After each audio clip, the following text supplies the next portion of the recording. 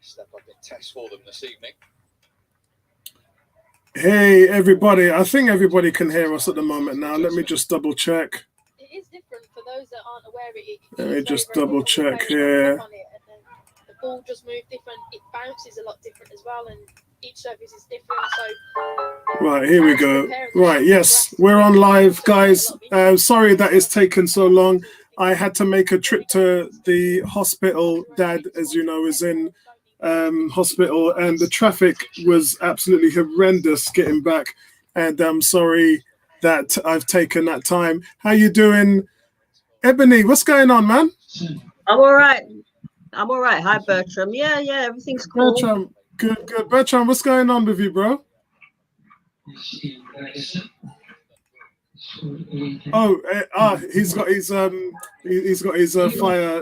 sticks in for the for his phone. So I think I'm hearing you now. Yeah, I can hear you now. So, guys, sorry I'm late. I must say, just really busy at the hospital today. So sorry that I've missed you guys at the beginning of it. We didn't even get a chance to run over the team sheet. The game has started. 6-7 minutes has gone. So let me just have a look quickly here. And I've had to delete the Facebook stream. So sorry, guys. If anybody's on Facebook, they have to come in and watch the YouTube channel. So Facebook's has had to be taken down because you have to be 10 minutes on early for Facebook. And because we wasn't 10 minutes in, I've had to delete it. So Arsenal in their white marble blood stripe tops, and Molde is in the blue top and white shirt. Let's have a quick look here. Just picking this up, guys. Sorry, I've had to run into the house, quickly get to the toilet, quickly get a drink, and then make sure that everything's cool with the stream. Right, so we're on. We're good to go. Right. Ebony, how are you getting on? Good? I'm fine, thank you. Yeah. Got a bit of a cold, so my PT session went well this morning, but it's kind of, when you try to go strong, but it just doesn't work. So I did the best that I could in the circumstances. I thought cold were obsolete in the coronavirus era. Hey man, everyone's coming down with this cold right now, man. Everyone's coming down. It's cold season. It's cold season, so that's my excuse. I know I don't have. Well, I like to think I don't have corona, but yeah. I gotta say something though to all those guys who are exhibiting flu symptoms and coming down with it. I've had corona and I had the flu last week, and I have to say they are two completely different things. When I had corona, I had a high temperature, I had headaches, and obviously the dry cough, the loss of taste and smell. That's what I had when I had corona. When I had the flu last week, I had blocked up nose, sore throat, runny nose, all those horrible symptoms, which are completely different to the symptoms I had when I had corona. Did you have that dry? Did you have that dryness at the back of your throat, and then it only became moist when you started to cough? Because that's what I've had the dry throat. When I had corona, I had a dry cough all the way through it. No phlegm, just dry cough. But when I had the flu, I had a little bit of phlegm, but more so blocked up nose and sore throat. So I had all of that, which I didn't have when I had corona. So it's weird. The two things have got completely two different symptoms. So guys, we have a corner for Molde at the moment. Just want to quickly look at the team sheet before we start. The team sheet's Ruinson in goal, Cedric, David Luiz, Mustafi, and Maitland-Niles. So Maitland-Niles getting a start at left back, which is very strange. We've got Willock, Xhaka, and Nelson as the midfield. What kind of formation is that? Okay, so I'm guessing it's a four at the back. It's the two holding midfielders in Maitland-Niles and Xhaka. Willock then is playing at the one progressive. That's a very strange formation. That is a very strange formation. He's not playing progressive. He's playing as a regular midfield role. Actually, guys, this is definitely a back three. So the back three is Cedric, Luiz, and Mustafi. And then the midfield is Maitland-Niles, Willock, Xhaka, and Reece Nelson. And then Pepe, Nketiah and Lacazette are up front. Very, very strange. But it's good to see that he's able to get Lacazette and Nketiah in there at the same time. Yeah, I wouldn't have thought that would happen actually. Lacazette and Nketiah in the same, starting at the same time. Yeah. But you know, Nketiah for me is the progressive one at the moment. Agreed. You can just see, I love the way that Reece Nelson picks up the ball and starts to run at the defense. He's actually been quite bullish in the first 10 minutes. Well, that I've seen anyway. Reece is trying to get into the team for the PL. He's really working hard. He's playing with a lot of vigor, a lot of spunk. He's trying to show the manager he deserves to be in this, at least in the squad. Amen to that. And now that Pepe is out, he has a chance to do so. Okay, so Pepe's taking a corner right now. And who's that on the end? I'm hearing some crackling from somebody's mic. I'm not sure if what that is. Is that me? Just no, it's sort of intermittent. It's just a little crackling. There it is again. So Pepe's just had a wild shot over the bar. He was looking for a worldie there. He's definitely looking to try and stamp his authority on this game. You can see the cross comes in. Pepe's just trying to volley there. Then it just, he gets too much on it and it goes over the bar. Shout out to everybody in the chat. 18 says it's 3-0. He's predicting 3-0. Kurt saying, yo, where you at, guys? Going to miss kickoff. Yeah, I missed kickoff. I'm sorry about that, bro. As I said, I was still on the road. Cricket ball. Howdy, guys. Looking forward to seeing the youngsters. Me too. And I'm hoping they get on after the 70th minute. I really want to see what these young guns are going to do. I don't want to go too overboard with my expectations, but I just want to see something different. I'm tired of the same old from the guys who ain't producing. When we saw the lineup in this game, the lineup just showed you the likes of Mustafi, Xhaka, and look, it looks like, was that Nelson that had a shot on goal that was just saved? Yeah, I think it was actually. Yeah, it was just Nelson. So Nelson has just had an effort which was saved. Yes, it was. Excellent. It wasn't a good effort. He should have done better. Maybe He needs a toe poke or something to get more pace on the ball. Yeah, everything is coming from Reece Nelson. So Nelson makes some good progress down the left, plays a 1-2 to Maitland-Niles, and then has a really positive shot. It's pretty good at the moment. And the save came from Nelson and Lacazette drifting into the box. Nelson drifts in from the left, plays a brilliant 1-2 with Lacazette, and gets a slight angle on the left shot. He shoots low, but it's too close to Lind, who makes a block with his feet. It's a nice move, and it's good for Lacazette to set something up in the box. That's what Lacazette's job is to do, is to play them little 1-2s. If someone's open, lay off of them. If not, turn and shoot, and let the goalkeeper have a job to do. Let him work. So it's good from Lacazette as well. What's going on, guys on the panel? What's going on, YouTube? What's going on, bro? I don't think I can get the Facebook link back on, but I will try. Somebody injured from Molde. Okay.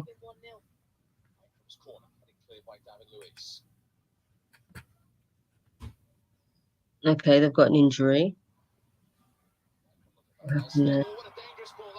Ooh, what a dangerous ball that was. It's hard to miss guys, that. Molde nearly took the lead there. It's easier to score than to miss that.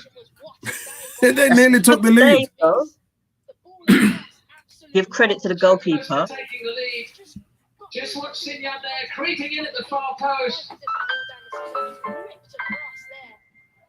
Come on, Arsenal. Come on, man. Start countering.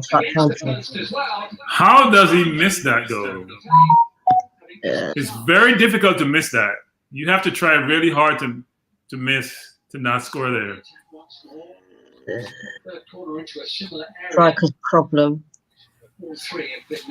If your grandmother missed that, Ebony will be very upset with her.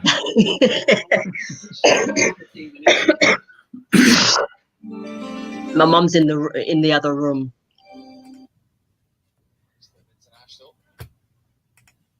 Okay, so who's that on the?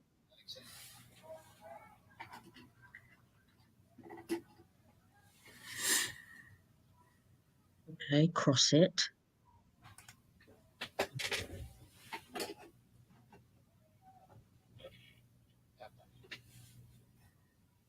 Oh, so close, man. Why wasn't anybody on the end of that?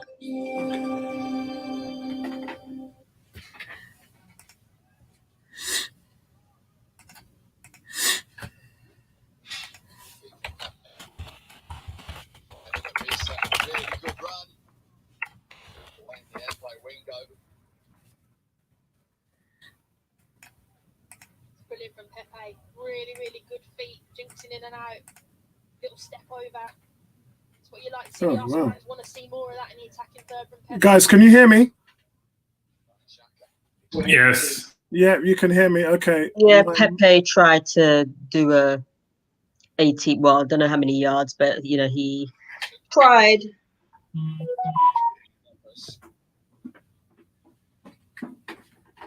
Pepe.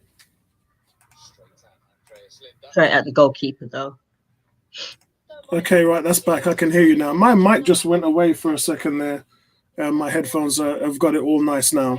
In the end, but again, Brighton- Sentiment Saint Apollo, is that the 13th, 14th kit? Ah, yes, it is. Yes, it is. Yes, it is, bro. I love this kit.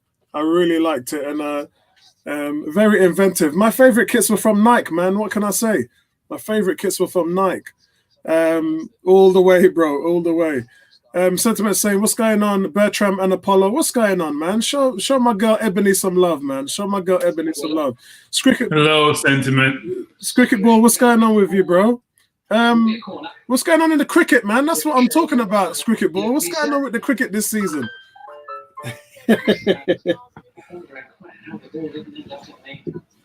I'll tell you what, that was a... We had about 2 good chances in the first 18 minutes. Yeah, Molde has had that chance where they hit it across the I mean, it's ridiculous. So what happened was Hussein wins a corner for Molde, and it's really end-to-end stuff. Louise clears, Molde comes close to taking the lead. It's Eriksson, half volleys, a brilliant cross across the face to goal. It falls back to Sinya at the far post. Remember, he was one of the guys that were out, along with James. James is their top scorer for Molde. And they've got the bangers in now. They've got the guys up front who can really hurt us. Who wasn't there in the first game, and surely he was going to score.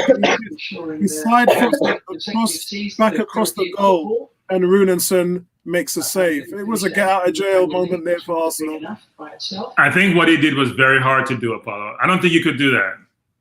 You couldn't have that skill to pass that ball to the keeper from where he was. It's very hard, it's very hard to do. I still don't understand how he misses it. So it's Cricket Ball saying, damn, we're trying. He goes T20 versus New Zealand later, UK time. Yeah, I think people are going to be up for that. I'm going to be up watching the Skins Cowboys Thanksgiving game. That's going to be absolutely crazy. That's a grudge match. Listen, both teams could be winless, but that's just a game that brings hurt among the fans. So that's a massive, massive grudge match. Think Tottenham versus Arsenal, and that is the Cowboys at Skins. So yeah, that's that kind of grudge match that is, man. And Sentiment saying, I did show Eb some love. He did. Beer kisses there, beer kisses. Oh, nice one, guys.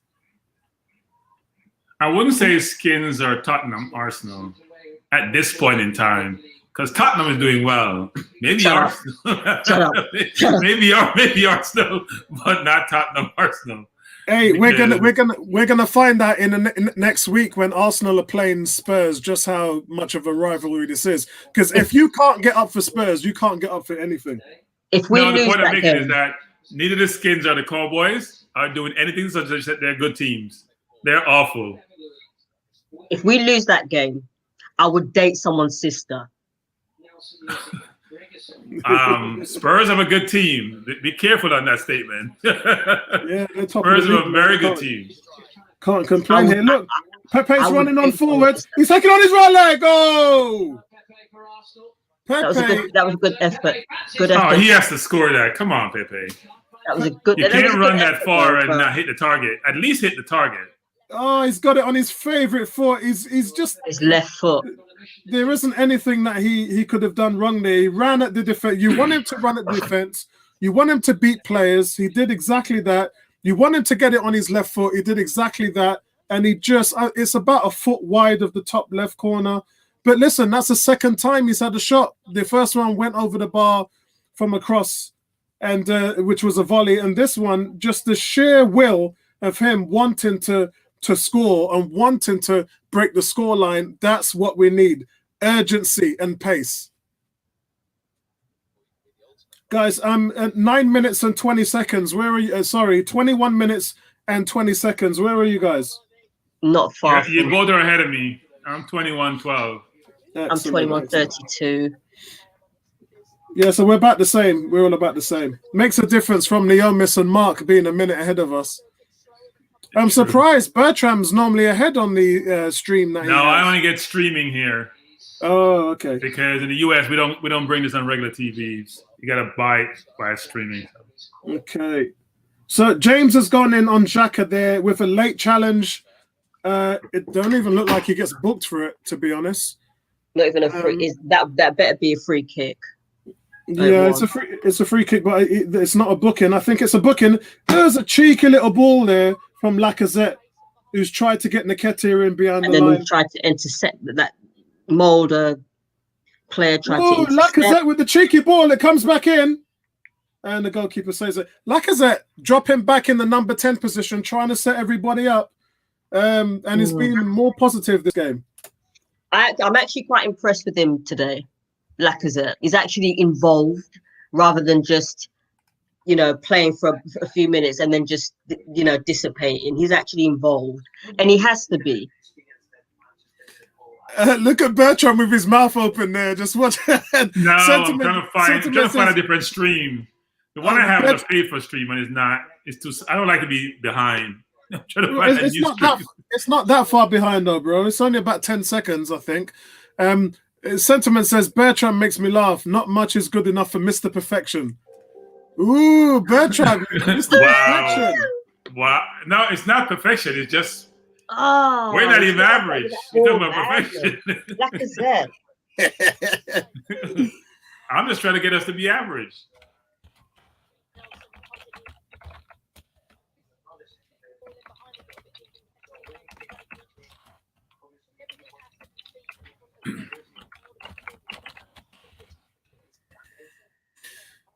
Right, yeah, that stream. If you get a quicker stream, then you'll probably be ahead of us. Yeah, I'm not finding one. So far, Pepe's looking sharp, and it's a good reaction to what happened over the weekend. So I'm kind of really happy with Pepe where he is at the moment, and yeah, I'm really happy with that. He's playing well. Really happy with that. Rafe says, "What going on, people? What's going on, Rafe, man? What going on, my brother? What are you saying?" Fabrice as well. Fabrice says he thinks the number 10 might be a new role for Laka. I totally agree. Maybe he has had 11 assists. That when he was player of the season for Arsenal, he did get 18 goals and 11 assists. So he can be a facilitator. The question is, though, can he spot that dead-eye pass? I think he has. What time are you in, Apollo? Where are you? I'm 24 minutes and 30 seconds. Yeah, 10 seconds ahead of me. Fabrice says, Bertram, try Univision. Okay. And then he says, but I don't habla español. No habla español. But you know what? It probably shouldn't matter. That's a good question. That shouldn't matter at all. Rafa said, I want to know what Apollo was smoking when he decided to support the Skins. From 1981, my friend. Diesel, that Diesel, man, and a Diesel juice, Super Bowl runs, everything about the Skins, a love for Art Monk and the posse, Ricky Saunders, Gary Clark, and I just love them. Doug Williams, 1987. They're just my boys, man. They're just my boys. And I got to hand Art Monk with an award in 94 at the Hyatt Regency Hotel in Crystal City in Washington. And so I met a lot of the teams, did a lot of write-ups for our magazine in the UK, met the players, did interviews, had that published in the magazine. So really enjoyed my time out there. with my links with the London Monarchs, got to meet a lot of the Skins players there. Got to be good friends with Tony Vincent, who played for the Monarchs, got to play for the Baltimore Ravens, went out there, stayed with his wife for a couple of weeks, and got to see some games with the Ravens that he played with as well. And just really love it, mate. Just absolutely really love the experience. So yeah, I'm a diehard Skins fan, I'm afraid. So yeah, I'm gonna be up tonight. Oh, Rafael says he's from DC. Okay, so big shout out to you in the Laurel community, Crystal City. Big shout out to you guys down there. I bet he doesn't support the Redskins. He might be a Ravens fan. He knows from DC. He might be a Ravens fan. You never know. Everybody who supports the Skins, they just renounce their love for the Skins. Arsenal back on the attack again, but I think it's offside. Lacazette is steaming down that mid. So what time are you not caught up? I may have caught up actually. Okay, let me just see what time it is at the moment now. Let's see what time that we've got. So we're 26 minutes and 50 seconds. Yeah, so I'm ahead. So whoever gave me Univision, it works. Thank you. Yeah, that was that Fabrice? Is it in Spanish or did you find an English one? No, it's in Spanish. Univision in Spanish. Okay. But that's okay. Cool. I'm not listening to the sound anyway. Right. We've actually had some quite good chances in the first half. What's that? What's that? We've had some good chances in the first. Oh yeah, totally agree. We just seem to be getting closer and closer. I'm trying to figure out what about our play where we can't get more chances, whether it's the Europa League team or the PL team. I think that's down to the manager. We have good players. It just doesn't make sense to me. It's the Europa League team, the definitely Europa League team. Sentiment said, this is my thought. Prem team we play, Laka as a number 10, work rate and attacking intent, less work rate for Aubameyang to do, stays close to goal with Saka on the right wing and Reece on the left wing. I would like to put Pepe on the left wing. I think Reece can play anywhere, man. Reece can play on the right. I actually would like to see Saka and at number 10 being a facilitator. He played some decent games there. It's just he's been injured of late. Victor back representing. What's going on, my brother? Happy Thanksgiving. And happy Thanksgiving to you, bro, and all those guys in the US who celebrating Happy Thanksgiving. It's not something I like to celebrate because of the history, but I know a lot of my American friends like to get this time, to get that cornbread, to get that gumbo going, to get that the fried chicken out there, the corn, and everything going. Yeah, man, a jambalaya. Yeah, so, you know, a lot of my family out there are doing that. Big up to you, Bertram. What are you eating today, Bertram? I don't really celebrate Thanksgiving, I must admit. I'm going to eat my West Indian food the same way. I'm not going to those other things. Man's like, I don't care about no damn Thanksgiving. Just give me the food. No, I don't. I love the holiday, but that's about it. I don't really celebrate Thanksgiving. Rafa says he quit the NFL a long time ago. I wish I did. Okay. I wish I did, bro. We normally go to a friend's house, but this year, most people are staying put, basically. So we've got a player who's down at the moment, guys. It's Louise. It's a clash between Nketiah and Lacazette. No. It's a clash between Louise and one of Molde's Oh, players. actually, the ball ricocheted off James and it hit Louise on his nuts. Hit him in the family duels. The family jewels. But the chemistry between Lacazette and Nketiah isn't quite there yet, and that's because this is the first game that they've really played together. It's either one or the other. And I was when I did the preview yesterday, I was quite asking at the end of the preview that I uploaded whether these two were going to play together, and it seems they are. So well done to Arteta for making that happen. But Nketiah is the guy who's going to work for you. He's going to run into space. He's going to get beyond the line. He's going to be a target. He's going to be that anchor man at the number 9 position. And that's why I think he should be playing in the first team, because we don't really have that at the moment. But with Luiz, it looked like he ran into Sinan and James, and there was a clash of heads as well. I didn't really see the clash of heads. I thought the ball hit him in the family duels. Kuke says, I don't really talk about Yeah, that's what I thought.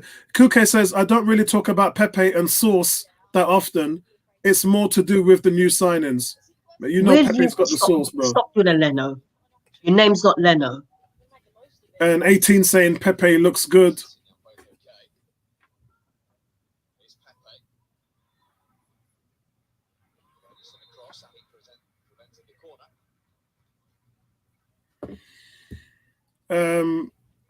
Sentiment said, quit playing or watching NFL. Yeah, I can't, mate. I'm diehard every week, every night. You can ask Bertrand. Monday Night Football, I'm up to 4 or 5 a.m. watching Monday Night Football. I never quit on my boys, man. Never quit on my team. Even though there's still no goals, attacking looks decent, movement, even when Molde defend deep. That's because Nketiah is playing up front, Kuke. Sentiment saying, what island is Bertram from? Bertram, you're on mute.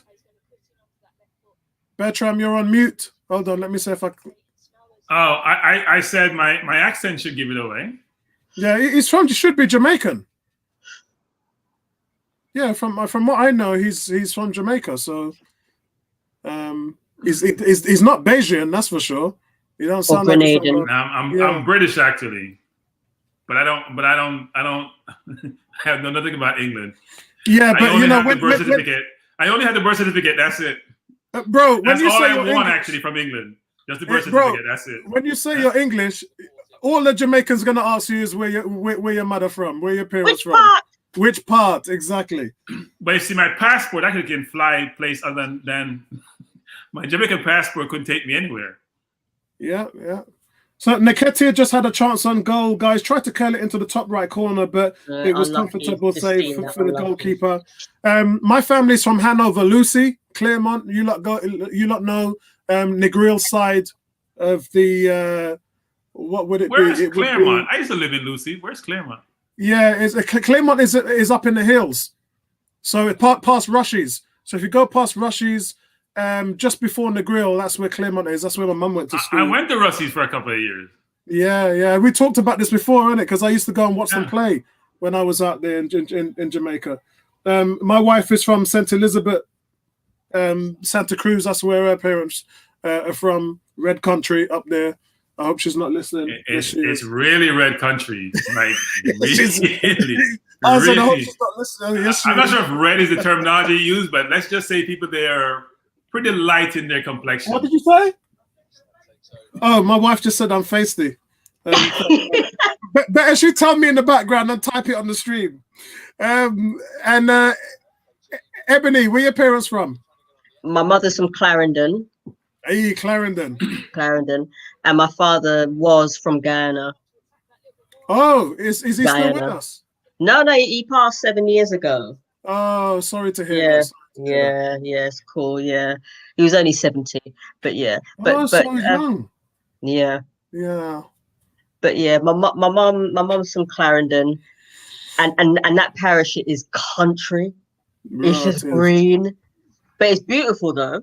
It's if you like countryside and you like peace and quiet, then go to Clarendon. I hear that. So 18 makes me laugh. He said Pepe looks good, and then he says so does Ebony. Rafa is saying there's about 50 Caribbean islands. Yeah, I know, bro. Just stay away from St. Thomas. That ain't Caribbean. That's American. Sentiment says at least Willock is playing his rightful position at 8, not Cam. I totally agree. Fabrice says big up Spanish Town. I hear you, bro. I hear you loud and clear. St. Catherine.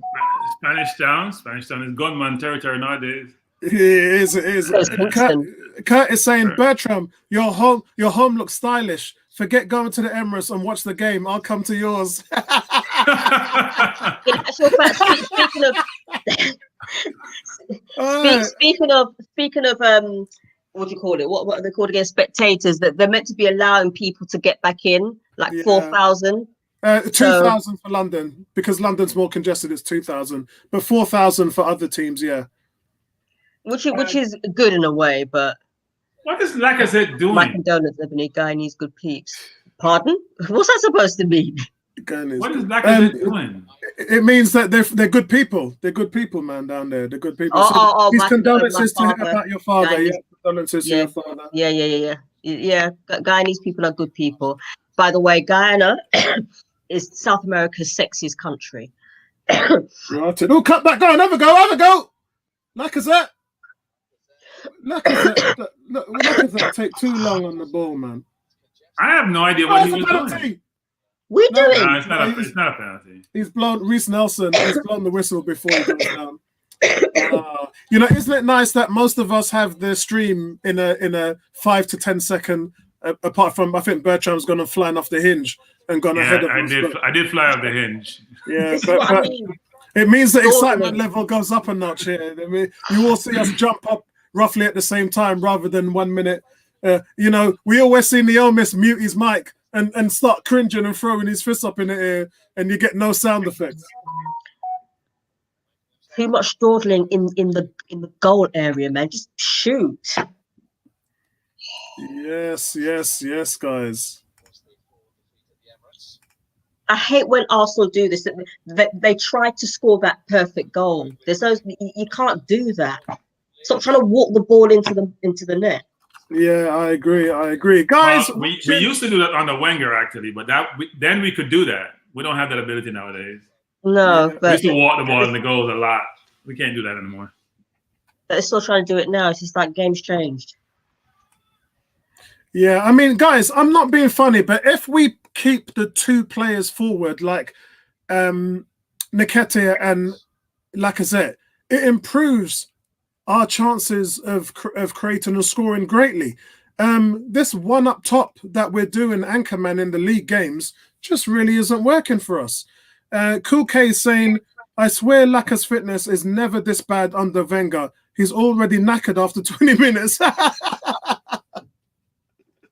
This is probably why he's playing one of the three up front, because he couldn't do it on his own, or he couldn't do it as a two. I think the difference is under Wenger, he didn't have to work this hard. Yeah, I was just Wenger, about to say it's he a played different up front. system. He wasn't playing a 10-9 pseudo role. He was just played up front. And it's also a different system. Arteta has you press a lot. He has you on a rondo a lot, and you just have to have a higher work rate. Wenger allows you to walk around and be lazy. That's why we got beaten on the counter attack so many times under Wenger. He accepted the fact that you weren't working hard. Arteta won't do that. He just will not do that. There's talk about Pep Guardiola being disappointed with his team at the moment because they've given up on his tactics. But I said to you guys here, ever since Arteta left that team, Man City has not been the same team. Ever since Arteta left Man City and took away that training and all that stuff he used to do, Man City have never looked the same team. No, I think Man City's problem is their two center forwards were out because they're just not scoring goals.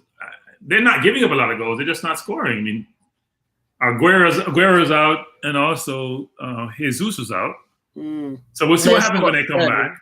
And Sterling has been injured a little bit, so they've had just like everyone else. See, Liverpool lost yesterday. Did they? It's gonna be tough for team. They lost yesterday 2-0. Yeah. To who? Atalanta. In Who they beat 5-5 the previous. Okay, wasn't paying attention. And that was away from home. They beat them 5, and they lost 2-0 at home because they don't have a number of players. Unfortunately, it doesn't affect their 4-year league record. Home win, which is astronomical. That's got to be. Well, it's the first time they've lost by 2 or more goals in 135 games at home. Oh, nice pass. Oh, come on, Arsenal, man, just get behind their defense.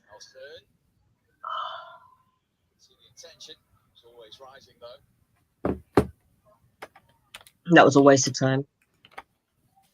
All right, good effort. All right, let's see what you guys are saying out there. Sentiment saying from Negril, Westmoreland, and St. Anne's, Ocherios, Kingston, Montego Bay. Yeah, that's my side of family, bro. He's got family in Spanish Town, Mandeville, and more. Okay, so it looks like we're brothers then. You never know, man. You know, everybody's a cousin of a cousin. So you'd be surprised, man. Kurt is saying, really hope Balogun and Smith Rowe get. Listen, I've been on that Smith Rowe tip from day one. I don't know what they're doing with that brother there. And is he on loan? No, he's in the team. He's in the team today. He's in the team. Guys, Molde coming on the counter attack, but it goes wide. Sentiment said again, Manchester Appleton. Kuke saying it's Lacazette.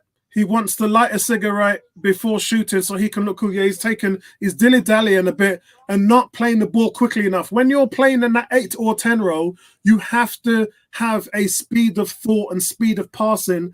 And I think that's something that Lacazette doesn't really have. You've got to see the play develop before it happens. That was a quality that Ozil has, and very rarely do you see people have that kind of quality to just read the game before, and see things develop. Lacazette just doesn't have that. So it allows the defense to dig their heels in and get set. And by that time, the chances are gone. 18 saying Apollo, Maitland-Niles, he's got, this is the second game in a row at this level. And there's a shot on target from Molde and it's deflected. It looks like it's deflected by it might be Mustafi, or is it Louise? Hold on, here's the replay. No, it looks like Mustafi. It's Mustafi, yeah. Nobody presses him really, but it's a deflection, so you have to put it down as a block. Oh, it's Xhaka. It comes off Xhaka. Oh, is it? I thought it was. Yeah. Okay.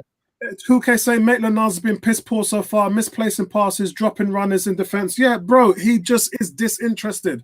And as I said in my preview yesterday, I think that Maitland-Niles at this point is regretting not signing a contract for Wolves because Arsenal are doing nothing with him. Oh, it's close. So you get a cross into the box from Pepe. And Nketiah tries to get ahead on it, but the goalkeeper and the defender comes out. You can see it comes here. It's Reece Nelson. Reece Nelson here. Oh, the cross is from Reece Nelson, and the defender makes a diving attempt to stop Nketiah from heading it in. That was close. That's a great play there by the centre back on Nketiah. Nketiah was in for the goal there, and it's a great play by the defender there that stops Nketiah from putting Arsenal. I think it's Ekrim takes up a clever position in the pocket to stop Nketiah putting the Gunners up 1-0. Nice cross there from Reece Nelson as well to spot Nketiah in making that run. And this is what I mean. Nketiah's in those positions to make it dangerous, to give us scoring chances. You just don't see people do that for Arsenal in the Premier League. You don't see a target man running off the defenders into space. You just don't see it. And that's why Nketiah needs to be starting in the first team. Sentiment says City's goal conversion rate is down from 25 to 16% to 8%. Yeah. Look, Nketiah, man. Cricket Ball saying, yeah, nice cross from Nelson. Totally agree.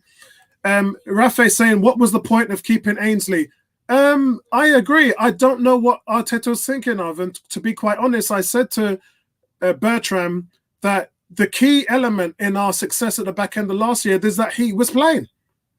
He was the guy that was playing against Liverpool, against Man City, against Chelsea. He was on the team sheet.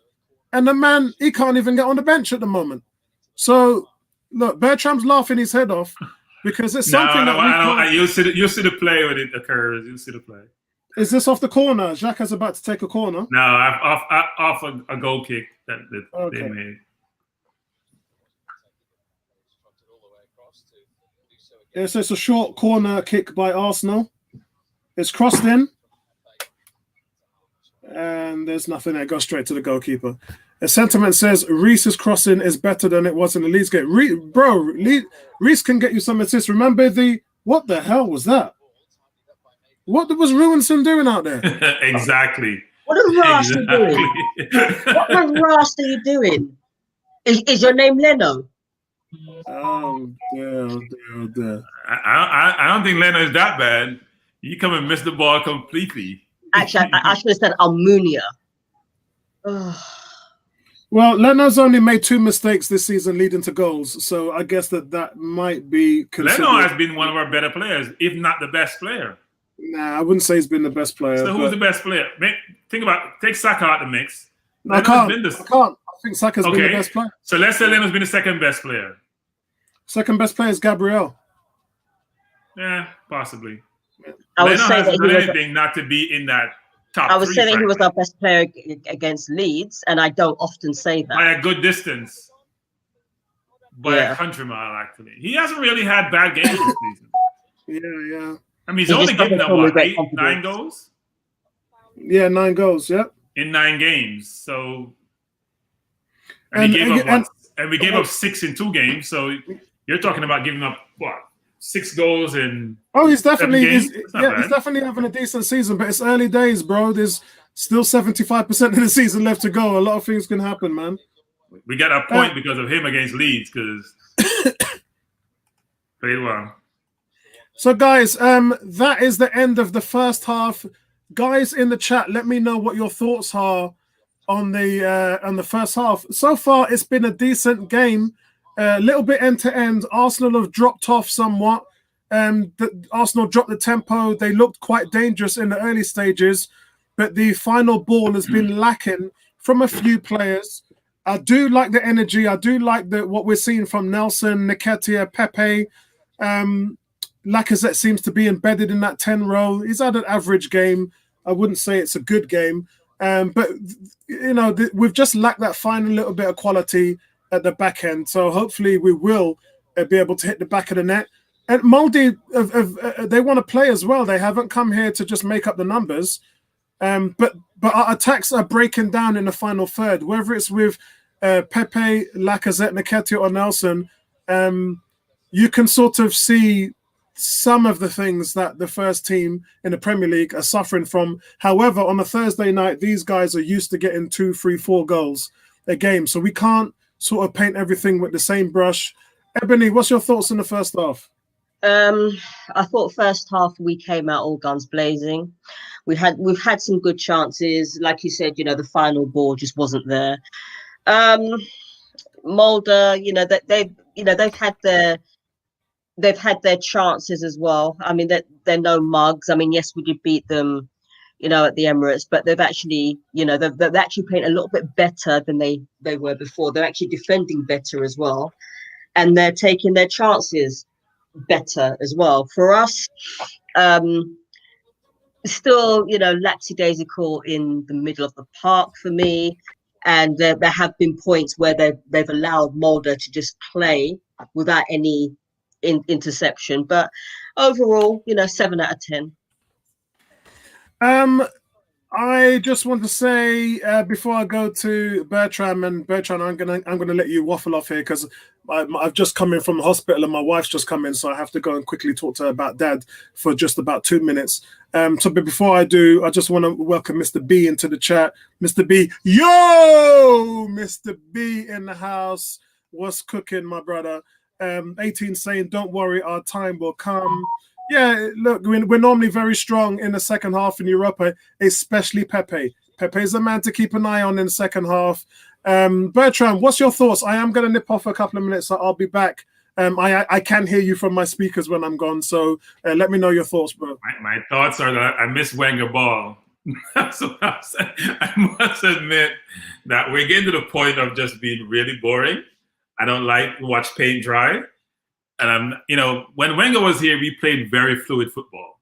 The ball is pinging around. Yes, defensively we were atrocious, but at least you had some perspective that we're going to score goals and we're going to have some fun. We're going to enjoy our football. We're not winning and we're not enjoying our football. Now, yes, we're doing well in the Europa League, but so many teams are pub teams, so it's not the same. My hope is that the youngsters will come into their own, will play more with more fluidity. I do think Arteta has probably been so strict in how he set the team up, where he positioned people, where he wants them to play, that the same fluidity, the same flexibility, the same level of comfort that one would exhibit and want to enjoy your football and play and take more risk, we're not demonstrating that. So it's a little bit concerning that even in today's game, we see something somewhat restricted in terms of our approach and how we're operating. Yes, we have had a couple of chances. I think Lacazette had a good shot to take where he tried to pass the ball off, which doesn't make sense to me because he needs goals to build his confidence. And right now, his confidence is way down. He should be in differentiating himself in this game, frankly. You're playing against lesser opponent. You're supposed to be one of our premier players. You should be, in terms of your output and your prominence and how you play, clearly reflecting that, you know what, you shouldn't be in this game. You should be playing in the Premier League, but that's not happening. So not a good thing. I think in the first half, you talk about pinging, and we've actually done a little bit of pinging in the first half. It's just that we've just not taken our chances, and we've had like maybe four or five good chances in the first half, but we just seem to lack that final killer instinct, and I don't know how they're going to get it back. I don't know how Arteta's going to get that back. I don't know what the mentality of the players is right now. So, but one thing I will say is that Lacazette has actually looked sharp. Yeah, no, he's comfortable on his feet. I don't think that's his problem. His problem is his mobility, his ability to get in the box, and also, more importantly, to finish his chances. He has seemed to have lost all confidence. Now, granted, you can score goals and look really good if you're getting a lot of chances. We're not getting a lot of chances. So there's a pressure of putting them away when you get them, because they maybe the one and only chance you get in the game. There's so many games this season where we haven't even taken shots to go. Forget about scoring and getting chances. We're not even taking shots to go. We're not getting in position to take shots to go. So it's been a very difficult season, not in the Europa League, but mainly in the Premier League. Yeah. When I look at us in the Premier League, we just seem to run out of ideas really quickly. I don't know what that's down to. I mean, we all see the videos, the training videos, and sometimes, what they do in training just doesn't materialize in the Premier League. I don't know what it is. I don't know whether it's tiredness. I don't know whether it's, people are disinterested. I don't know what that's down to. But whatever it is, they need to get, whatever it is that they've lost, they need to get it back, because we look like also rounds in the Premiership. And I have to be honest, we look like a second-rate team. I know there's the constant perspective around creativity, and we need a creative player, but as I've said numerous times, there are a number of teams in the league who don't have creative midfielders per se. Think about, you play in the middle of the park, so we keep confusing midfielders with wingers and making them interchangeable, which I don't view them as such. And they create chances because their front three players are skillful. They can interlink between each other. They get shots and go. We don't have that, because people play in their set positions. They're not either beating their man to get opportunities and or making, say, 1-2 passes to break defenses down. We don't have that with our front players. So we keep thinking as the midfielders need to create chances. Chances are created by anybody in the field, frankly. David Lewis creates more chances than anyone else. Yeah. There's balls over the top. We don't see that throughout the rest of the team. Bellerin has created a number of chances this season. Even more so than midfielders, even more so than on forward line. So the frustration is that we got to have our forward line do a better job of breaking down defenses to get us opportunities. Yeah, we don't have a front three like Liverpool. And Liverpool's front three are creative. They don't need their midfield to create chances. They can create chances amongst themselves. Exactly. Although they do have a creative midfield, but when the three of them are together, they create chances for each other. We don't have that. And right now, at this moment in time, Partey, I don't know if he's injured still. I mean, even El Nene has been creative, in my opinion. Ozil, who you call lazy, you might as well just let him go. Otherwise, apart from El Nene and Partey, we don't have any creativity. Maybe not Suarez, Ceballos, but even he can be uncreative at times. Yeah, it's really interesting actually, because not sure where the goals are going to come from. I mean, our goal scoring ratio is atrocious. We don't even look like scoring. Forget about What Oh, goal no, ratio? yeah. What goal ratio? Yeah, listen, we score 3 or 4 goals every Thursday, Bertrand. What are you talking about, bro? Let me see what these guys are saying, man. Sinfo, nice to see you, Sinfo. What's going on, brother? Sinfo says, if we lose, draw here, we're going to get battered. Bro, we've already been battered hard. We've been battered, slapped, thrown into the dustbin, right on the garbage tip for the last few weeks because, bro, when you go 7-8 hours without scoring a goal from open field, your fans are battering you. And right now, these guys are. That's the reason why at the end of the last podcast, I was saying to the fans, look, just get behind your team because your team are hurting right now. Get behind your team, man. This isn't a time. Do you think that the fans need to get back into the stadium? Yeah, I do. I do. I really do. I think there's some things. If the fans were at the Villa game, they would have lost their freaking minds. But at the same time, the fans are there to support the teams. I think we understate how important it is to hear those fans cheering and roaring and urging you on. And if you're not playing well, you might hear it. Yeah, you'll hear it. And then you'll pick yourself up. You'll get a little, and fans screaming, come on, get it together and all that stuff. And what that does is it lifts the players. It rises the players. Bertram just having a little bit of connection issues there in his mansion, in his Manhattan apartment. So Sinfo says, listen, bro, for me, this is virtual Apollo. It's not my apartment. I know. I've got the Bat Cave on my Microsoft Teams. I use the Bat Cave on mine. Okay. I've got the Bat Cave. I've got the Star Trek. I've got Star Trek Enterprise, the bridge, and I've got inside the TARDIS from Doctor Who. So those are the ones on mine. 18 says, love listening to Ebony talk, and Andrew is moving in on her. My chances are getting worse. Cool K says, 18, you never had a chance, bro. He says Ebony is a top-class Goonerette. Kuke says, so slowly. Bayer moved the ball so fast. We just stroll around. Urgency comes from Nelson, Eddie, and bro, I've been telling you this for weeks, man. They have been our quickest players today. I've been saying that when you look at the team playing the Premiership, Aubameyang ain't working hard enough. Aubameyang is strolling between the centre backs. He's not running into space to receive the ball. He's not working as hard as we see Eddie. Eddie is running like mad here tonight, but Eddie does it every game.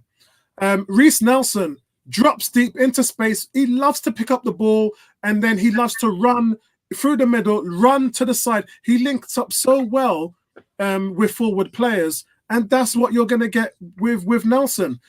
It's just so slow. Lacazette, to me, at the moment, is the guy that's really slowing this whole final third up. And I don't want to be too hard on him because I think he's played some decent balls. Definitely some good 1-2s here today, but his thought process playing that ball is too slow, man. He's just not coming off the blocks as quick as you want it. You want to be able to see the play before it develops, like Ozil, and you want to be a step ahead of those defenders. And that's the reason why sometimes you see Ozil play a ball through and the striker hasn't even made the run. It's like the ball's played. Ozil looks at him, throws his up, thinking, bro, you know I'm going to put that ball there for you. You got to make that run through. So that's the type of things that you like to see from Ozil and Aaron Ramsey. But with these guys, they're not even making the run through for you to play a through ball. It's bad. And we're seeing a lot of that in league games, not so much on a Thursday night. So that's why what Bertram was alluding to in saying it's a little bit slow, it's a little bit jaded, we don't look like we're going to score. And it's just because the mix, you've added Lacazette into that mix, and it's kind of disrupted it because these guys are used to playing and they're used to excelling and they're used to scoring. And normally, Willock is the guy who's making those deep runs. He isn't making them today because Lacazette is filling that space. So Willock is more playing an 8 rather than a 10, if that makes sense. And that's disrupting the flow of what these kids are doing. So it says, how can we play so slowly? Lacazette isn't helping, as Apollo pointed out. Agreed. Sentiment is saying, I hate seeing the training ground videos. Everyone looks too happy and comfortable. A real culture problem at the club. training work should be tough and grueling and preparing for the match ahead. Well, Arteta does train them hard, and I guess the YouTube videos are only what they want you to see. Otherwise, they would have showed David Luiz knocking out Ceballos. Let's be fair, yeah. They only want you to see what they want you to see. So Rob Holding's coming on. Yeah, when Luiz. When Arteta is ripping those players, they're not going to show you those things. What we do see on the training videos, though, is also just opening up the defense, opening up the centre backs with his passing, and every week they're showing that. And I'm getting pissed off with seeing it because we don't see that kind of thing in the game. You're right. So Rob Holding's coming on for David Luiz, as Cricket Balls pointed out as well, and Ebony. Second half's about to start, people. I'm just Does hoping that that mean David Luiz is feeling effects from that first half head injury, or is he going to play on Sunday? Sunday. Maybe a bit of both, I think. And as I said, defense is not a problem for him to step in for Holding over the weekend.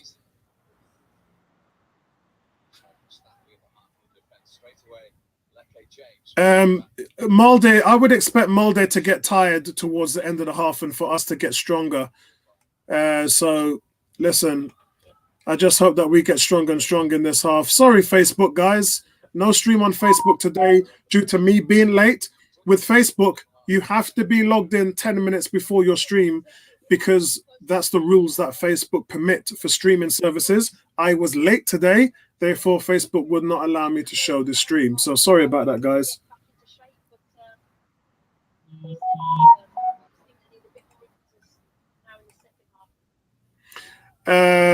So we've got the match statistics for the first half. Arsenal 50.9 possession. It's pretty even, 50-50. Arsenal with 9 shots. Molde with 7 shots. Arsenal 3 shots on target. Molde with 1 shot on target. Arsenal had 1 block shot. Molde had 3 block shots, so that's good for them. Passing accuracy, 87% Arsenal, 84% Molde. And Molde had 1 clear-cut chance, and Arsenal not really any clear-cut chances.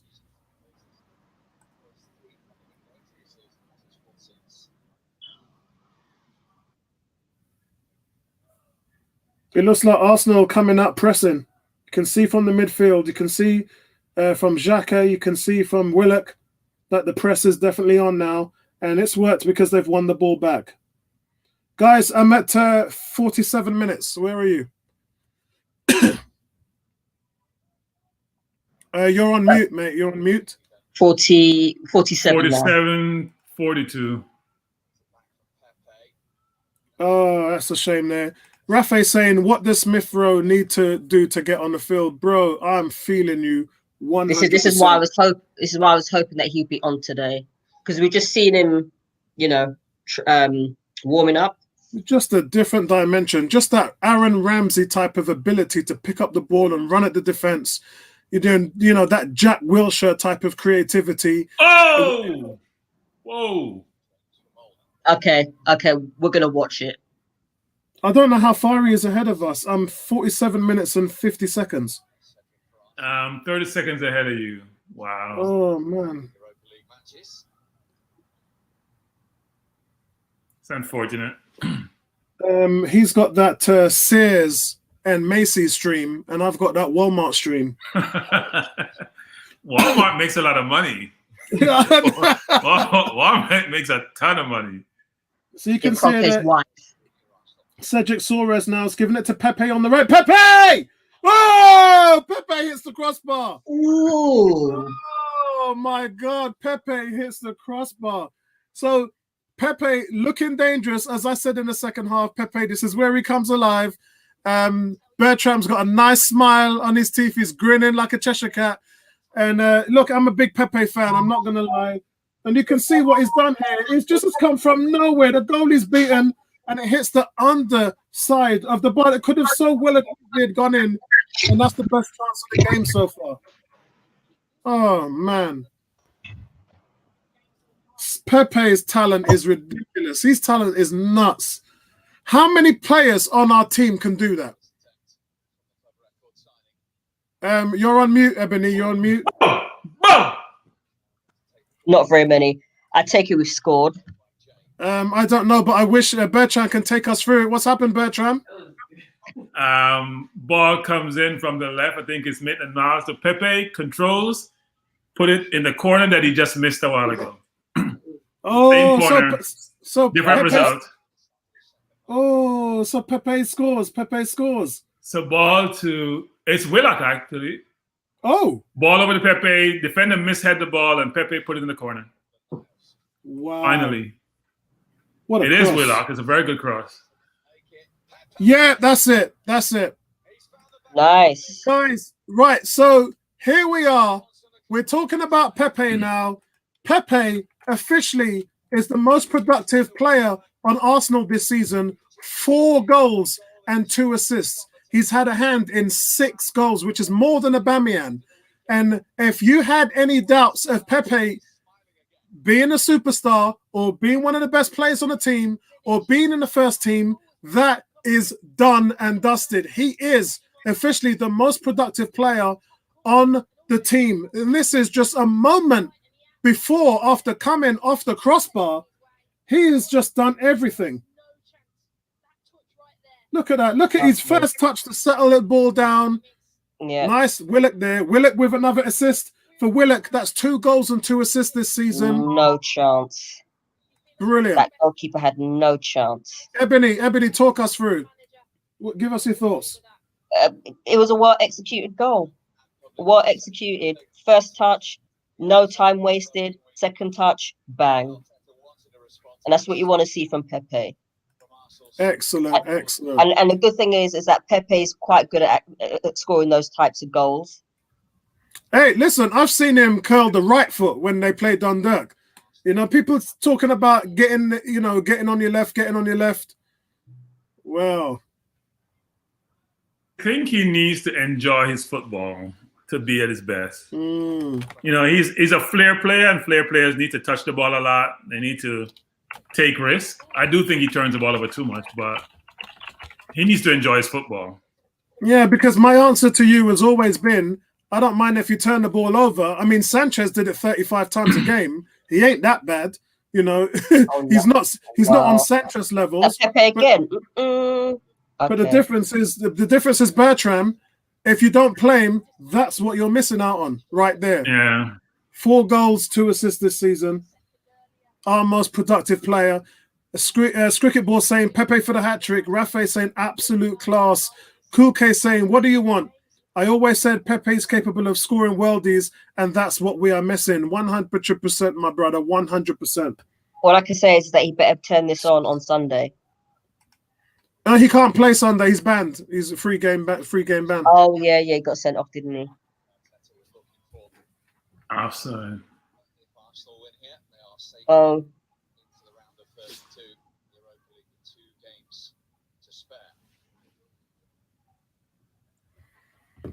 You know, how many players in our team? He wasn't offside. That's not. 18 is saying Pepe is on another level. You can see the intellect. Look, Pepe is playing with so much confidence. Now look at that. Oh, that's nice. That's nice. Go on, Pepe. Oh, Maitland-Niles has a shot.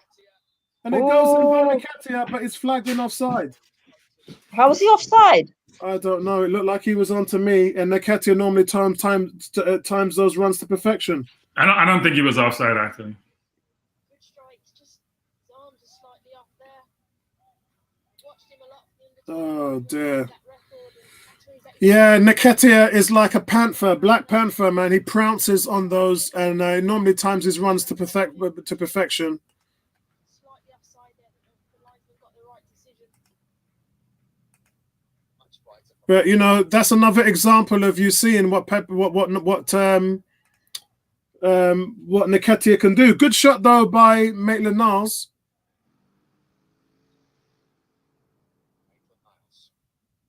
You know, this Renarson that we've got in goal, he needs to stop doing what Leno does and learn to pick up the ball and kick it out. I'm sick and tired of this thing his inspiration should be to be better than Leno, not as good as Leno. He should be reaching towards Nelson Martinez. this time. Ball comes out to Willock. Go down the right side. Brilliant cross. Right in Nelson's path. Back in the net. Oh wow. Okay. Okay, so Reece Nelson now is getting in on the act. That's all Willock. Beautiful ball by Pepe down the wing to Willock. Crosses to the far post. Middle So of the goal. Is that 2 assists for Willock? Yes. That's what I'm talking about. And that was a tap in, basically. That's what I'm talking about. That's there a you go. brilliant That's cross. what I'm talking about. That's a brilliant goal. Oh, What a cross. What a cross. What an absolute quality. And so, Bertram, do you see what I mean now about what these guys are doing on a Thursday night in comparison to what our guys are doing in the league game? Because they're easier games, aren't they? Whereas the Premiership is a different kettle of fish. Well, I don't agree. The reason why is because we're seeing players run into the box. We're seeing more movement, more work rate, and that's because of the players. Nelson ran 20 yards onto that to score. How many players do you see in our first team running into the box late? None. From the midfield? Exactly. None. So I think what you see is, I do agree with Ebony somewhat. With the level of competition does affect, but when you have young people with young legs who are trying to prove to their managers they should be in the first team, then you'll see a bit more effort, which is what we're seeing with the young team actually. Yeah. Sentiment saying Ebony put down the Leno axe. Put out the Leno. Cool Case saying these guys are working harder, Bertram. That's what I've been saying for the last 2 weeks. To be fair, they are though. They are. And that's why I said to you guys, just blow it all up. Get rid of all that shit. They've done nothing for you in 5-6 games. Put the Pitney in the league games and see what they do. Put the little boy them in the league games and let's see what they can do. All this stuff about they're not ready, they're not ready. How do they get ready if they don't play? Yeah, and then the first team players, they don't seem to be ready because they're not scoring, they're not doing nothing. So you can't have your cake and eat it too. It's either one or the other. I think that red card was a good thing for Pepe. It may sound contradictory, but I think what happens is I just see today that he's trying to prove something, and he's just playing, thinking, just playing. He just missed the chance, which was a yard over the top left in the first half of the goal. Then he hits the crossbar on the underneath of the crossbar. Then he scores a worldie. I mean, Rafa's saying Nelson and Pepe need to play on the wing. Oh no! What's going on? And Ketia missed a sitter. Oh, Shaka come down the middle, beautiful ball out. Not a beautiful ball, a good ball out to Pepe. He had to slow down. Pepe put a brilliant cross in Ketia's head. I think I could score that. He missed a sitter. Oh, come on! He just had to turn his head. I'm not sure. Then the ball hit him at the top of his head versus his forehead. He definitely I'm seeing the counter now. There's Xhaka on the counter. The ball goes out wide. It's not a great ball by Xhaka. Pepe with the cross. And the Ketia, it's got to do a lot better than that. Yeah, it's got to be. I think he was surprised he was in so much space, but it's a great cross. And you can see why Pepe gets so many assists. It's a great cross. Eddie's got to do better than that. Yeah, we need that backup goalkeeper. Martinez. Yeah. We need a backup. I'm telling you.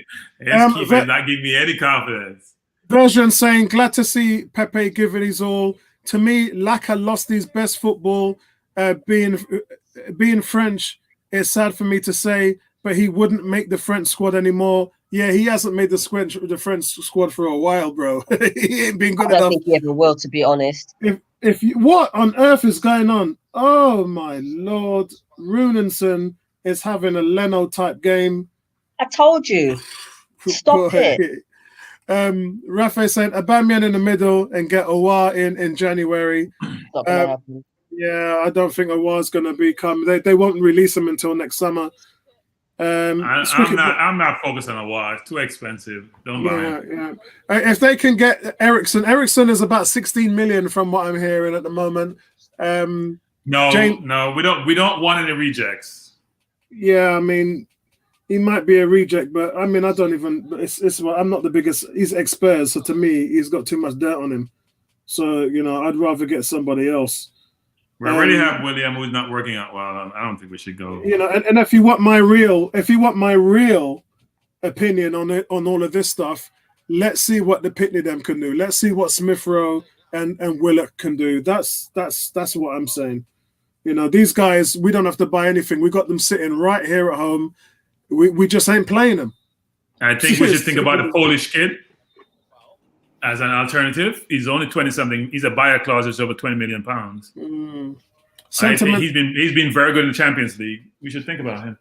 Sentiment saying sub Balogun, Ballo gunman now, bad man gone. Yeah, sub him in now. Arsenal 2-0 ahead. Comfortable game so far because of an explosion of Pepe-ness. And Joe Willock, really. Joe Willock with the 2 assists. Really, really come on strong today. Excellent chance. And, it could have been more. Arsenal, even after that Nelson goal, Pepe broke clear and cuts back a whipping crossing, but Nketiah just doesn't quite connect with it and it goes over the bar. It should be 3-0. Okay, so Molde have a free kick. Ceballos is coming on for Xhaka. For me, so that means Willock's not playing on Sunday. Probably, say it again, Ebony. Xhaka has done absolutely nothing in this game. Yeah, he's not been asked to do a lot actually.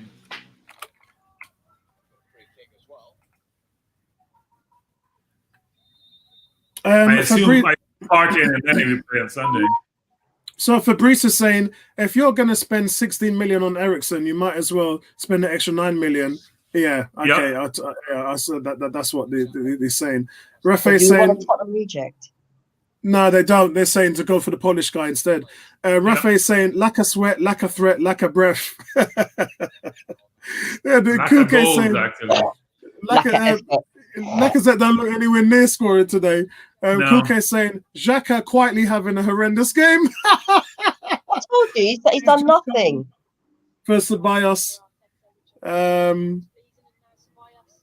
Kuke is saying, I don't know what Gazidis was smoking when he made Mustafi, Xhaka, and Lacazette our spine. Because he was listening to the fans. The fans kept saying, we want a defensive midfielder and we want a centre-back. And they took away Coquelin and Mertesacker and replaced which had the best defensive record in that calendar year and replaced them with 2 boneheads who we haven't made the top 4 since.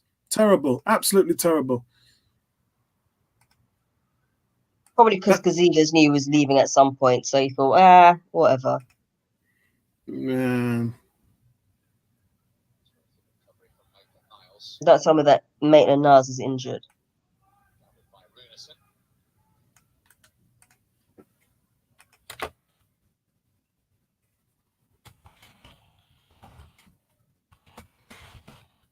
That should have been a free kick anyway.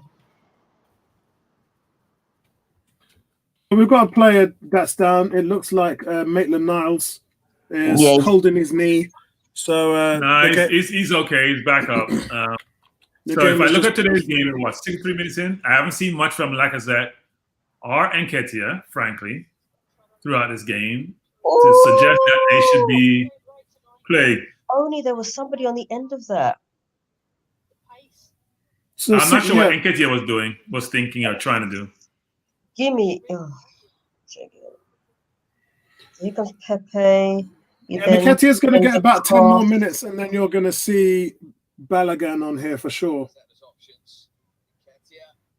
Nketiah tried to side foot the ball into the net there. He's had a few chances today. And normally, as we saw previously, Nketiah will score. He will put one of these chances away. But today he hasn't. He just hasn't been at the races. Pepe was the person that put that ball in, though. Pepe is everywhere. I ain't gonna lie. Pepe's created about 5 or 6 chances in today's game. He's actually been our best player today. Yeah. He's played well. He and Willock played well too. Cricket Ball saying Pepe's been robbed of assists. Fabrice is saying Smith Rowe and Izzy should get a run out. I agree. Victor saying I would like to see our goalie tested. No, I wouldn't. No, Based on his not performance goalie. today, I wouldn't. If it was Martinez, yeah, fine, but not Renarson. Sorry. No. Rafael saying, why is Bertram always muting himself by accident? I think I'm not sure actually. I think maybe it's not by accident. It's deliberate.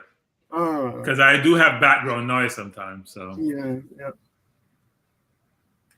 Sentiment saying no one was calling that sinking ship. Xhaka Kante was the guy, and Valencia mask on mugged for Mustafi. Cricket Ball saying Nketiah has been robbed of some goals this season. Yeah, that too as well. Unlucky. But you know, like I said to you guys, with Nketiah, when you play him, he just scores. That's what he does. I mean, the night is still young yet. He's had a few good chances today, but he scored in the last game. So, you know, when was the last time Lacazette scored? I can't even remember. Lacazette was our leading goal scorer this season. He was, being the he probably most still is, important word. because he has 3. Pepe's got 4 goals now. So Pepe's the leading goal scorer this season. Aubameyang's already watching this thinking, I've got work to do. The thing about Aubameyang is you saw Pepe just create that goal by himself. That came out of nothing. And then the one where he hit the crossbar as well, you're just not seeing anything like that from Aubameyang at the moment. You know, it's got to be the will. You got to have the will to at least have a shot on goal. Aubameyang's not even shooting on goal. He's averaging 1 shot on goal per game. That's poor. 1 on target. Yeah, that's not good. This is why, and I know I'm going to annoy some Arsenal fans, Aubameyang is not world class. I think he is based on his record, but so let's think about what we're saying. He's a world-class goal scorer. He's not a world-class footballer. Now, that may not seem to align well, but football is just that scoring goals forward. Think about Harry Kane, for example, who holds the ball up well, who's a brilliant passer, who heads the ball well, who can score with both feet. Aubameyang can put the ball in the net if he gets chances. He can't create his own goals. Yeah, he's a poor passer. He's not world class, but he's a very good forward. He scored goals. Yeah, that's right. Yeah. Tracking back, using his body, seeing it out for a goal kick. He's been superb. See there, nudges him, get off, sees it out for a goal kick. Very, very good performance tonight, both in attack and defence.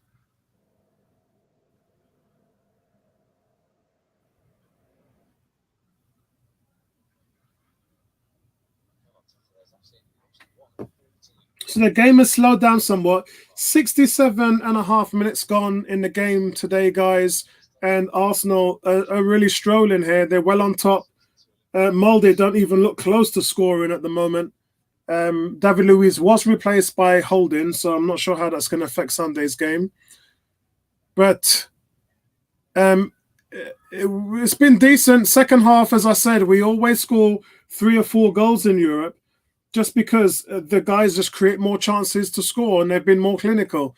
And we've seen some of that today. Pepe, Willock, Nelson have looked good. The movement from Nketiah has looked good, but he just hasn't put any his chances away. Lacazette's kind of really dropped off in this half, just doesn't look at the races at all at the moment, Lacazette. But Pepe's finding so much space down the left, and he's setting up goals and chances. The balls, Pepe could have had 2 assists today to go along with his goals. He's just been a class above. 18 saying Karen Carney has been much mated, but I like Karen Carney. I don't know why you think her commentary isn't that great. I think it's great to get more Arsenal women on there, and long may it continue. Don't ever knock Karen Carney. She's good at her job.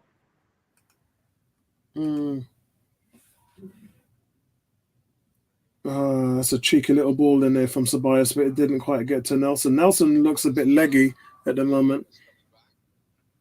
70 minutes gone. I think it's time Arteta looks to make a few changes now to zip the game up a little bit. Let's check to see who's got on the bench. I just don't trust Mustafi.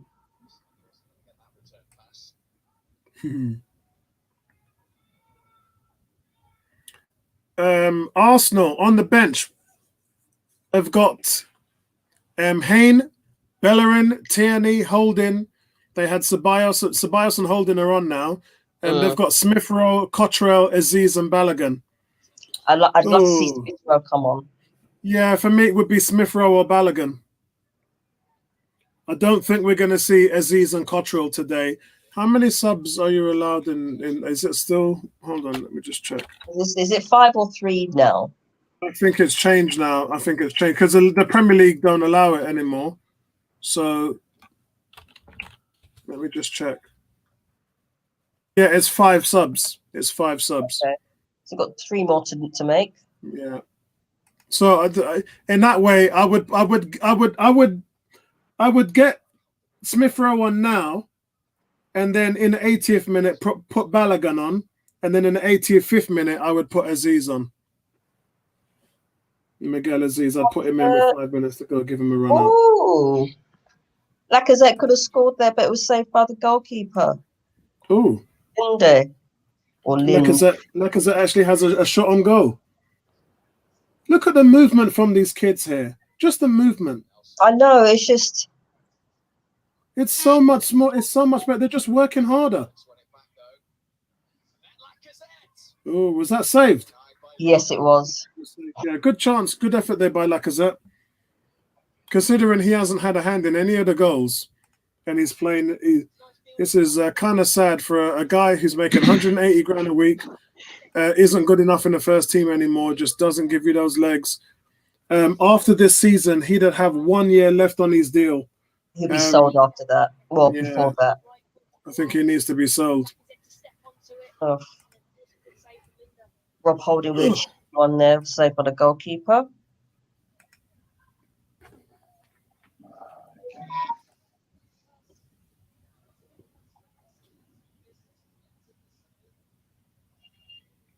Nelson.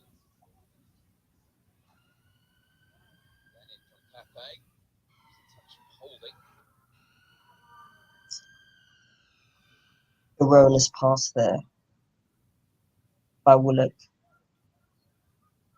I actually thought it was a good pass. I think there's a mix-up between him and Pepe. I thought it was a very good pass, actually. Yeah, you can look. It's a good pass from Ceballos there. Just come out to Pepe. I only said it was erroneous because there was nobody on the end of it, but yeah. Yeah. That's not a good ball that played through the seam there. Sentiment says Balogun man is on the bench waiting to re-sign a contract. Yeah. Look, if you want to sign that contract, bro, put me on the damn pitch. Let me show you what I can do. Laka and Nketiah, no more 18-minute subs. Yeah, I get them on now and let them enjoy it. However, you don't want to make the subs too early and then they capitulate. So I think if you want to sign Balogun, you got to put him on the field. Yeah, I agree. That's why I was saying I put him on now, and then I put Smith Rowe on, and then Aziz later on in the 80th minute. 18 saying Bertram's Manhattan apartment. Rafael saying, now I understand why West Ham were linked with Laka in 2016. Oh, stop it. I'm finished. I'm so dead. and then he would have done what was that French player they had that left? Oh God. Him. The one that scored all the goals for them. Yeah. Oh, he would have done exactly the same. You see how we've forgotten his name begins with D. Oh. Is D? I think so, yeah. I can't even remember, but he was a brilliant free kick taker. He's a very good player. Oh, he was brilliant at everything. Oh, Payet. Dimitri Payet. Payet, yeah. I told you it begins with D. Dimitri Payet. Yeah, I remember him. Yeah, he would have done exactly the same. That guy could have gone. That guy could have gone anywhere. Look, the guys are just shifting in now. Yeah, Fabrice. So Smith Rowe is coming on, along with Tierney and Lacazette is coming off. I don't think Lacazette is playing on Sunday. Listen, he'd be lucky to make the squad.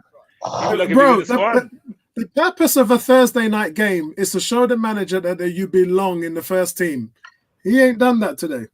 Yeah, Willock is coming off too. So Kieran Tierney and Smith Rowe, praise the Lord, Smith Rowe's coming on. Thank you, Jesus. Yes, thank you very much. Thank you very much. And this is what I'm saying, guys. Don't get down. If Smith Rowe doesn't have a good game, don't get down on it. You got to play these guys, man. If they come on and make a spark, great. If they just have a subpar game, it doesn't matter. You have to put them on. You got to play them. You got to be in it to win it. Lacazette would be very disappointed today about his performance. I think I would give him a 4 out of 10.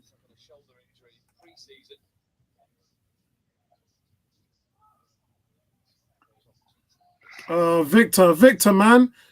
Victor, every time we talk about youth players, all the fans say is they're not good enough. The truth is we don't know because we haven't played them. It's the same with Willock. It's the same with Nketiah. When Nketiah started, when Lacazette was dropped last season, he was fantastic. He hasn't started one league game this season. Pepe has started 2 league games. 1 out of 8 before he got sent off over the last week. And we're just not playing him. Nelson hasn't started 1 league game this season. Smith Rowe hasn't started 1 league game. Willock has started 1. So we keep hearing from the fans that our players ain't good enough. The truth is we don't know because we haven't seen them come on and play in the Premier League. We're not playing them. What we are doing is we're playing the same old tired players who ain't getting it done every single game. And we're now 8 hours without a goal from open field because we keep putting on the same tired players who ain't getting it done. So we're not in a position to say young players ain't good enough because right now the older players ain't good enough. And that's a fact. That is something we know because we have a record of 8 hours telling us that these guys ain't doing nothing. So our only option is to play the Pitney them and look for a reaction of what we got from Saka, Nketiah, and Martinelli last season, where those 3 young players came in and really took the bull by the scruff of the neck and put in some fantastic performances. At the moment, what we need to do, bro, we need to put Smith Rowe, Willock, we need to put Nelson, we need to get them in the first team and then let them get the opportunity to show their worth. And only then can we say, after a string of a few games, whether the players ain't good enough.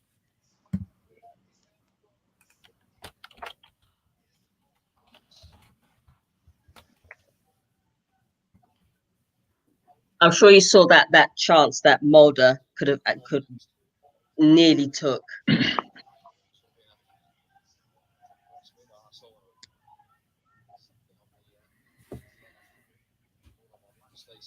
So, guys, we're 77 minutes and 30 seconds now. Low cross came in from Molde, but Ruinson done well to get down for that. But I had a decent chance before that. Ruinson looks like he's about 16 years old. No lie, man.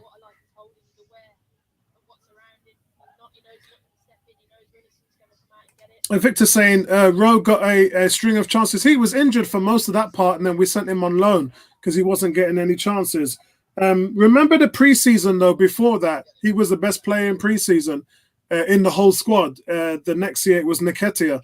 And we've seen things from these players to say that they belong in this game. And as I said, bro, I think that when we talk about Smith Rowe and all those players, it says a lot that the players that are currently playing are not getting it done.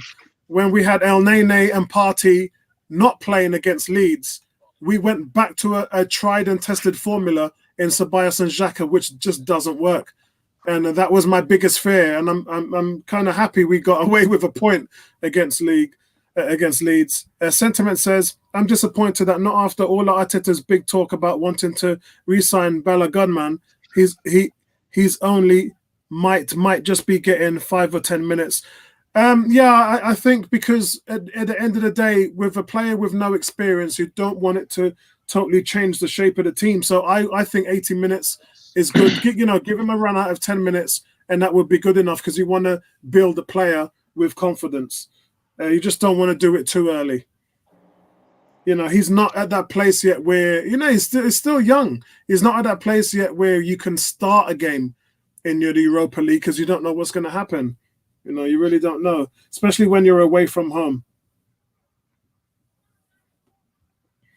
Someone who's had a quite effective game today, which is Cedric Soares. What I like about Soares is he's got back, he's defended his side well on the right-hand side, but when he's got the ball, he's ensured that he's hit Pepe very quickly, coming up, breaking out of attack from that defense midfield to attack mode. Cedric Soares has made sure he's played the ball with speed and haste, and that's what we need as far as ball movement goes.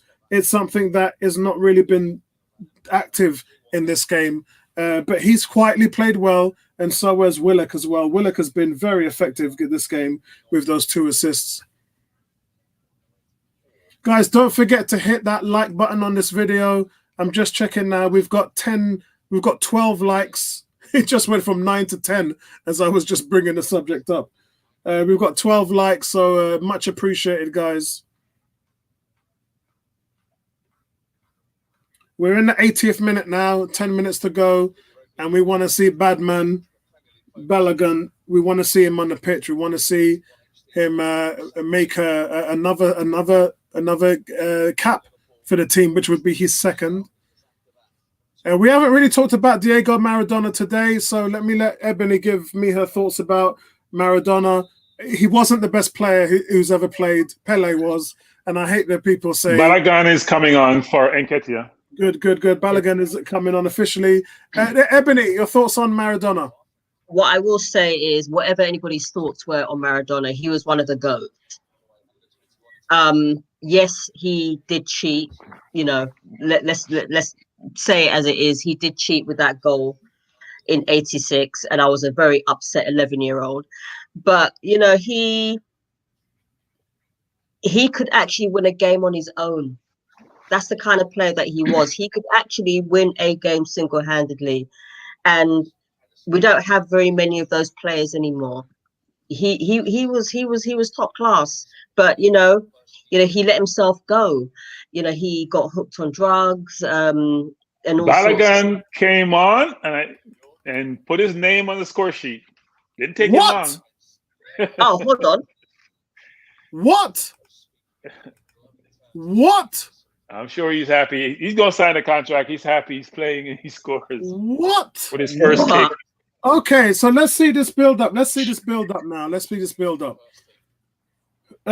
Everybody's probably saying, what the hell? Who is this guy? So you can see the ball coming in now. It's being played up. That's a long, nice ball from Ceballos there. It falls onto Smith Rowe.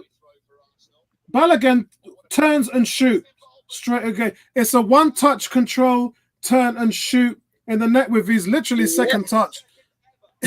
He gets the ball in the back of the net. Wow. Swivel. Yeah. Wow. Yeah. And he was only on the pitch, what, 1 minute? I don't even think it was 1 minute. It wasn't that long.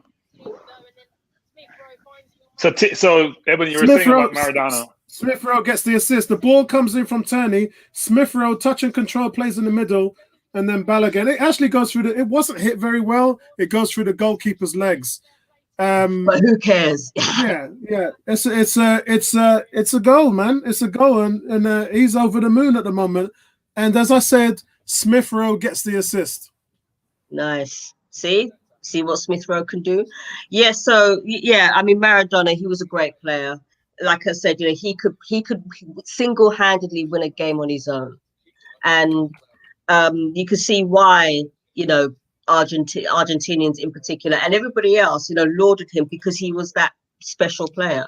Well, also as well is because they liked his story because he came from an extremely poor background. And I think that facilitated its way to his death because we can talk about him dying. The fact that he was very unhealthy, drugs, alcohol. One of these guys that just didn't seem to get the message. that He he did lose a needed lot to. of weight though, but he did eventually lose that weight because he I don't know whether he stopped drinking He's alcohol. extremely unhealthy. And when you look at Yeah. some of the ex-players now who are still working out, still busy, still looking after themselves, you know, still giving back something to the game. Yeah. You know, he was just very unhealthy, and he's only 60 years old, still very young. Still young. I can't believe, you Yeah, know, still very young. You know, Mm. I mean, he didn't have a great managerial spell with Argentina.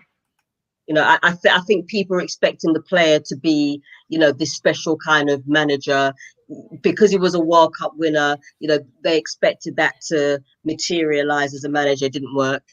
So, you know, I mean, he was a great player, and you can't take that away from him. But you know, you cannot dismiss the fact that he cheated.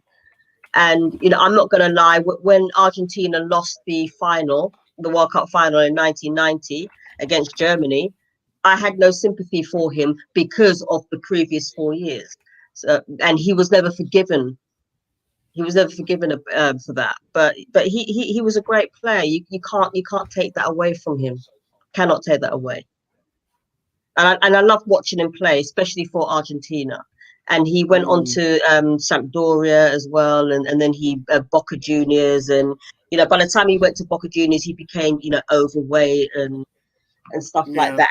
And because of that unhealthy lifestyle, because of that footballer's wage, footballer's salary, you know, he blew a lot of that on powder. But you know. But looking back from the age of 17, when he was playing in the juniors in 77, and then, you know, transitioned into the, you know, the main squad, you know, you could see the special kind of player that he was, and he was great. You can't take that away from him. Bertram, the Argentinian footballer who scored the Hand of God goal in 1986, led his country to the World Cup, struggling with alcohol, cocaine abuse, obesity. What's your thoughts on him overall? The Argentina's flawed football icon, as BBC would call it. So I thought he was the GOAT. Really? And he's the GOAT. So here's the rationale. So Pele was an awesome football player, but Pele played with great players. The Revelinos, the Jorginhos, he had great players on his team. Just like Pepe had Iniesta and Xavi and all those great players on his team. Same in Ronaldo with Madrid. It's very hard to name all these supposed players when we talk about Maradona back in Argentina with Napoli. He was in Spain for a little while, but had his problems there. And even with the Argentina 86 team, 90 team, it's hard to name supposed great players around Maradona. And Maradona played in Italy when Italy had by far the best league, the best players, and what's most important, the most physical league. So we talk about the Premier League and its physicality here now, but football now is like the NBA. It's soft. It wasn't like before where defenders just take you out from behind and it's deemed a fair tackle. Football has changed materially in terms of the physicality of it. Maradona was only 5'5", 5'6", probably looks even shorter. 5'5", and strong. Take all those kicks. He's like Messi. Wasn't fighting, getting kicks, score goals, and as Ebony said, people don't seem to realize this. Win games on his own. He won 2 championships with Napoli. They haven't come close to winning ever since then. Not even close to winning anything in Italy since he left Napoli. He was a god at Napoli. He won a World Cup in 86. I wouldn't say by himself, but primary reason. And the only country that keeps talking about his cheating is the UK. Because in most countries, guys, I hate to tell you this, that's deemed to be creative. That's deemed to outwitting your opponent. Think about the NBA. If you flop, which you would consider cheating like diving, and you get away with it, you're lauded. You're being thoughtful. You're being deductive. You're finding a way to outwit your opponent. In the UK, I heard Campbell this morning on AFTV complaining and crying he hated him because he cheated. Only the UK I hear talk about cheating. Just like only in Ireland I hear cheating about Henry when he had the ball and Ireland they go to the World Cup because France won. I don't hear that about Henry was a cheat. But in the UK, that's all you guys talk about is him cheating. Ireland should be doing that about Henry 24/7 if that's the case. Yeah, I think and I grew up in an era which was I'm not that much older than you guys, but I grew up in an era which Pele revolutionized the game, changed the face of the game, played everywhere, went to the New York Cosmos as well. Everybody wanted to be Pele in the playground. He had the class, he had the decency. For me, I love Maradona's story, but the hand of God notches. It ticks down for me, and I respect the guy's game as a talent coming from a poor background, but that notch on his career is why he doesn't get the best play for Apollo, me. let me stop you there. No, you can stop guys me. in the UK, Hold on. you're the only ones in the world who think that way. Yeah, and I agree with you. Yeah, I agree with you. And so they lost that game. Yes, because they're a racist country because they didn't play Barnes. I'm sorry, I watched the game. Barnes came on the field. Wait, Barnes came on the field. He gave Lineker a chance when he missed. He said, "When I go over, just scored." If Barnes had played that game, England won that game. Yeah, Bertram, you're not no wrong. doubt in my mind. Bertram, I'm not saying you're wrong. Yeah, okay. You've got a very good point, but that is exactly the reason why, for me, Pele came beforehand, and Pele came. It's just the same reason why some people say Lewis Hamilton's not the greatest yet, even though I think he is. It's because when when Fangio drove, it was a completely different era, different car, different type of. It was a different sport, and some people say he's still the greatest. And in some ways, they may have a point, but I just think Hamilton having the ability to race against Michael Schumacher, and some of the greats like Alonso and and all those drivers. I just think, and for what he's achieved, I think that Hamilton is the greatest of all time. But with football, just the sheer class of Pele as a 16-year-old coming onto the scene and doing what he did just completely changed the game. I didn't hear anybody in the playground saying I wanted to be Maradona. And you're right. See, that's the thing. It all depends on where you are. It all depends on where you are. You're right. I grew up in the UK, and we have a completely different perspective of the player. And for that reason, he gets a notch on his name, unfortunately. And for me, the greatest of all time is Pele. Always will be. I've never seen anything like him.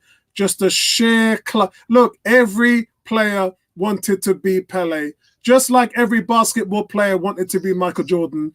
That was what it was like in the 70s and the 80s. It wasn't Maradona. And as I said, I'm from a different generation, so I get it that kids, when Maradona came up in the 80s, I'm sure kids in the 90s grew up wanting to be him.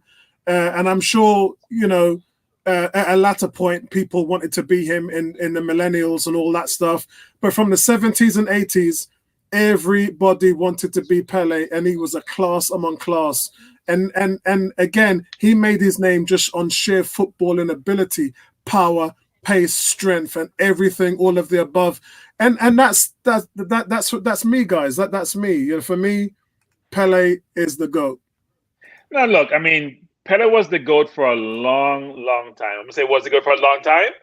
And when Maradona came along, we now have the same discussion we had with Ronaldo and with Messi. Because before it was only Pele. There was no other person being considered as the GOAT. Only Pele. Maradona came along, and people started challenging that perspective, which is Maradona did a lot of. I mean, think about it. If you're just his size in an era where it's what we call in Jamaica Brockfoot football, which is you try to beat a man, they're going to take you out, and you survive and thrive and did really well like he did. You've won World Cup, which Messi has never done. You have won championship Messi has done. No one can name the players who play with you, but we can name Pele players on the great Brazilian teams from the 50s all the way through 1970. We're at their feet. We can name Messi's compatriots. We can name another players. We can name Maradona who played with Maradona, which I find interesting, right? You can name Jordan with Pippen, because Jordan never won without Pippen. You can name Magic with Kareem, Worthy, and all of them.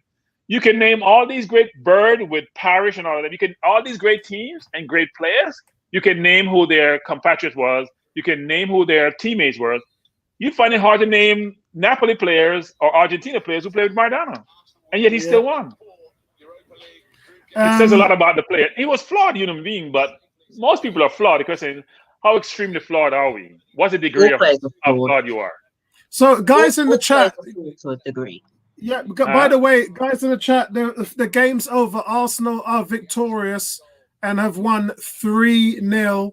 And Arsenal have qualified, guys, for the knockout stages of the Europa League with Nicolas Pepe redeeming himself. And I use that word redeeming with capital letters because he came out today and made a statement. He's man of the match today. We got some fantastic 2 assists from Joe Willock as well, which, again, very, very nice game. And we've been seeing this happening with Willock all along. Willock now this season, 2 goals, 3 assists, exactly what you want. He's piling up the stat sheet just like he did last season. He had 5 or 6 goals last season, Joe Willock, and he continues to develop in that reign. Pepe, on the other hand, 4 goals now leads Arsenal in all competitions, goals scored and 2 assists.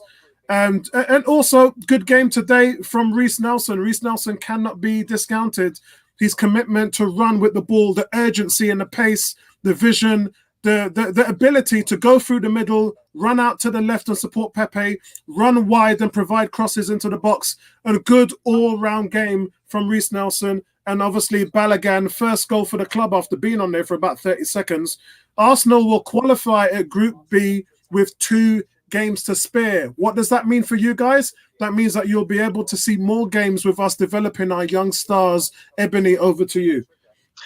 Yep. I've been saying it, for the past couple of weeks. It's time to play the youngsters, and they delivered. It was them that delivered today, because it was just mainly young players. The likes of Xhaka had a quiet game. Who else? Lacazette. He was in it for about 20 minutes, and then he does what he usually does, and he dissipates. I'm happy for Reiss Nelson, Pepe, and Balogun. Balogun came on 30 seconds, and he scored. I thought today, first half, we had plenty of chances. We allowed Molde to get into the game a little bit too much. Second half, our pressing was a hell of a lot better than it was in the first half, and we just didn't stop. We just did not stop. Every time we lost the ball, we regained the ball back again. And that's what I like to see. And that's what I want to see on Sunday. The same way that we played in the second half and most of the first half, that is what I want to see on Sunday and beyond Sunday. Not just because it's Tottenham, but I want to see beyond Sunday. And we've got the players to do it. If Arteta wants to take a chance, the players that he had on today, or most of them, play him on Sunday. So, Bertrand, what's your thoughts on this? And guys in the chat, give me your man of the match today, and also give me who you think is the greatest footballer of all time. It doesn't have to be Maradona and Pepe. It can be Messi or Ronaldo, but also let me know who you prefer against Pepe, against Pele or Maradona. Bertrand, give me your thoughts today on today's game. Well, it was a good win. I mean, the team played well. Bertrand, didn't I tell you we always score 3 or 4 goals on a Thursday night? Well, we should probably just play on Thursdays then, to convince the PL to let us play on Thursdays. But as Ebony is saying, you do see a difference, even though the quality of the competition is less, between the Thursday team with a lot more energy, a lot more vigor, a lot more thrust going forward versus what we see on Sundays and Saturdays. But Arteta, I think, has his set team, right? So we'll see Aubameyang, we'll see Saka, we'll see the normal culprits, I'm going to call them, come out on Sunday, and hopefully we'll play better. And the most important thing is create chances. Even if we don't score all the chances, at least we can figure that going forward, we put the ball in the net. But no, the team, Willock has played, I'm a Willock fan.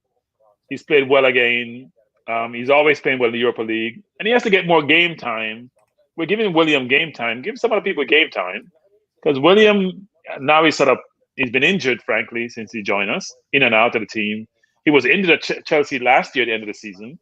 So I'm not sure if he's carrying something which he's not healing properly. But I think he's played well enough to go on the bench. I think he should be on the bench. He's not played well. So you got to give people who are producing, even though the competition is less, an opportunity to demonstrate their ability on the biggest stage. But it's a good win. We actually have won the zone because Molde has 4 goals for and 8 against, and they're in second position. So even if they get to us with 12, they'll lose out on goal difference. So we should play the under 23 kids or the younger kids, I should say, in the remaining 2 games. People like Balogun should give him a full game to really show what they can do. Because if he produces well in these games, then why can't he move up to the first team? I think the question is you know, you're trying to fit Lacazette into a team with very progressive players, Nketiah, Nelson, Willock. You know, you're trying to fit him into, and it doesn't fit very well because he doesn't work as hard as those kids around him, and you'd like him to be a facilitator, but he just doesn't see the game as quickly as those guys. He just doesn't.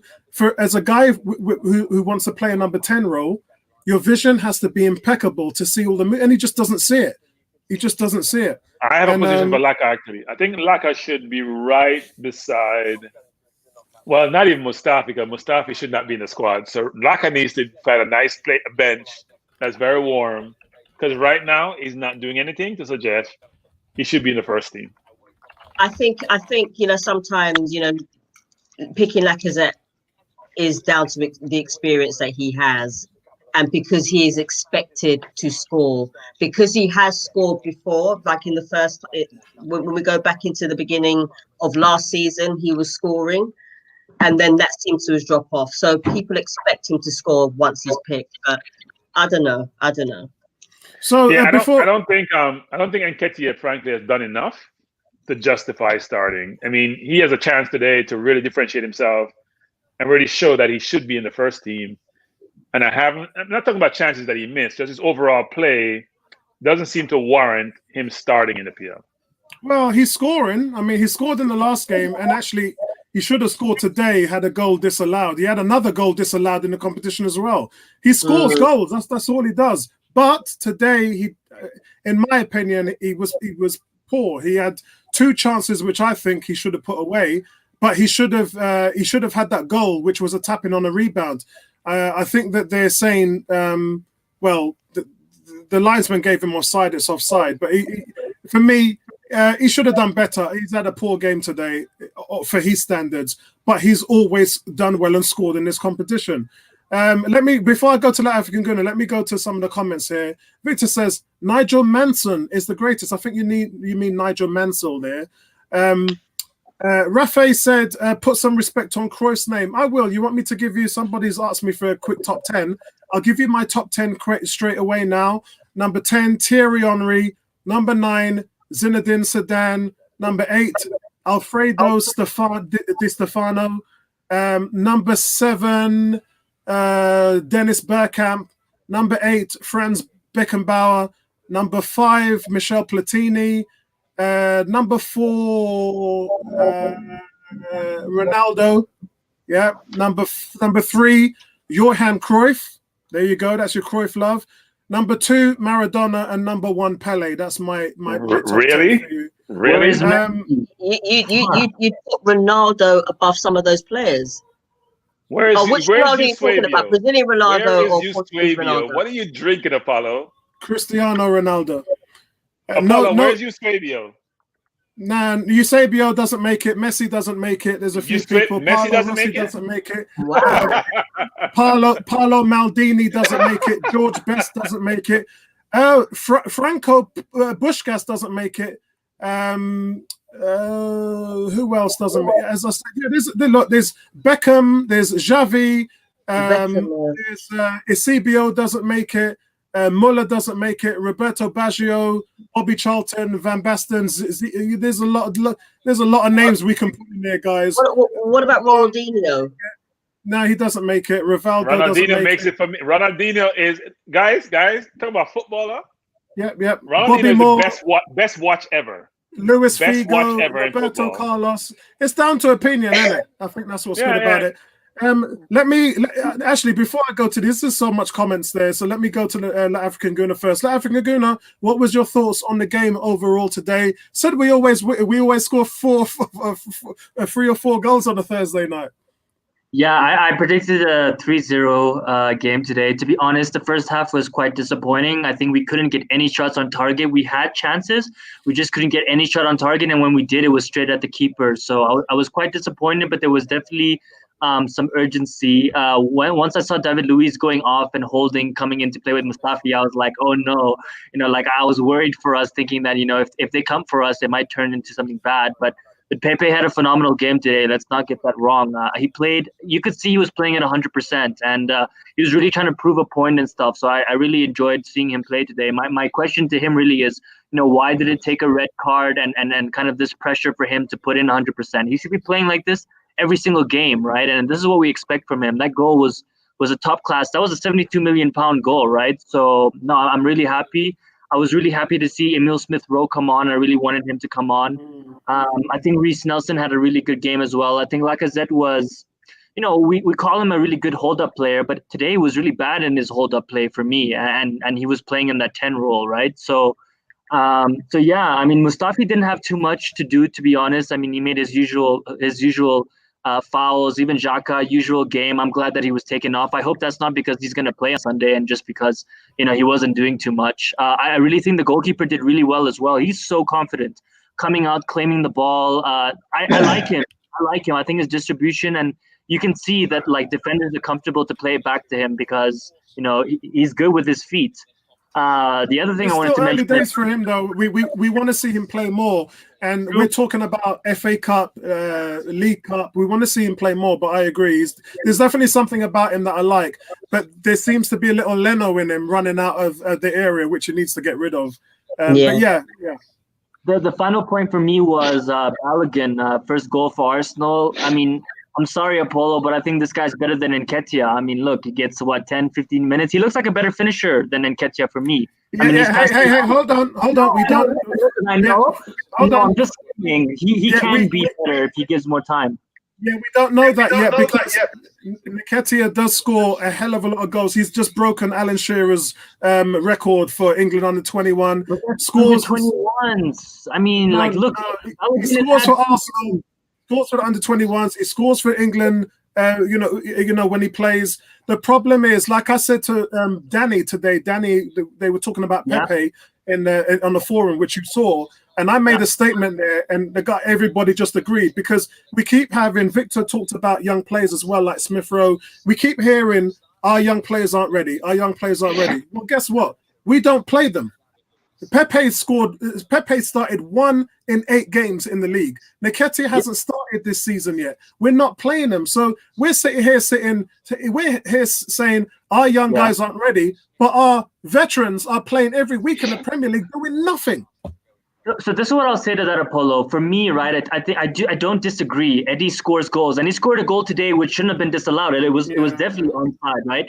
But I think it takes him 3, 4, 5 chances to score 1 goal. This Balogun kid looks like 2 chances, and he's finishing 1 of them, right? He's kind of that Martinelli vibe where he feels like more of a clinical finisher. Listen, we haven't seen enough, but I mean, he came on and I want him to get more opportunities. He needs to be. I agree. Yeah, I agree.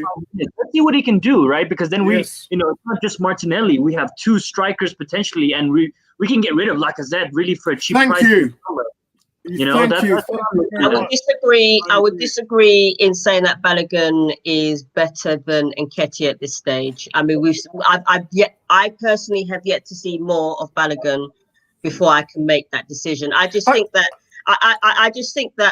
Nketiah has been unlucky in the past few games, and it happens. He's still young, He's going to miss chances. He's going to make mistakes.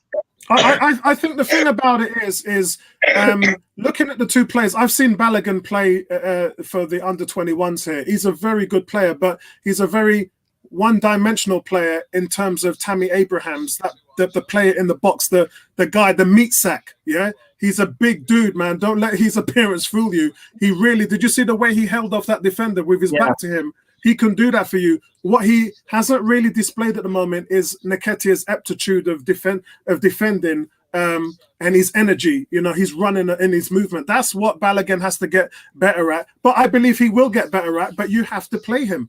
As an African Gunnar says, you got to play him more and let him grow into the role. Nketiah is right near being the finished article. He just needs to play games. They need to just get rid of this Lacazette shit. Do whatever you're doing with Aubameyang. Nketiah needs to play games. That's all he needs to do. Just in the same way that Willock has. Nketiah's in the same position as Willock, Nelson, Smith-Rowe. Just get them in the first damn team and get rid of these donkeys that are just dragging us down and making us look embarrassingly bad on the weekend in the Premier League. Get these guys to play in front of El Nene Party. Yeah, the midfielder will do their job. The defense will do their job. Let the kids just run right. We've seen Martinelli. We've seen Nketiah last year. We saw Saka last year. We saw what they could do. Bring these guys in, these young guys in, and every other team is doing it. If you look at all these Sheffields, Wolves, and all these other teams, and they're all doing it. They're bringing their young kids in, and they're looking great. Villa's looking great. Leeds are looking great. They're bringing the young kids through. Why can't we do the same? So I totally agree with that. We have the ability to do that, but is it because Arteta's scared? I think it is, and I said to Bertram and African Guna last week that he won't drop Willian because he would then admit that he made a mistake. Yeah, he's paying him 220 grand a week. If you drop Willian, you are making a mistake. You're making a statement to say, I got it wrong. And you can't get rid of him because you've signed him for 3 years.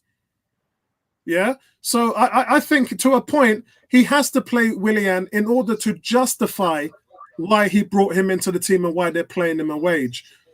Cool K saying Pele, yeah.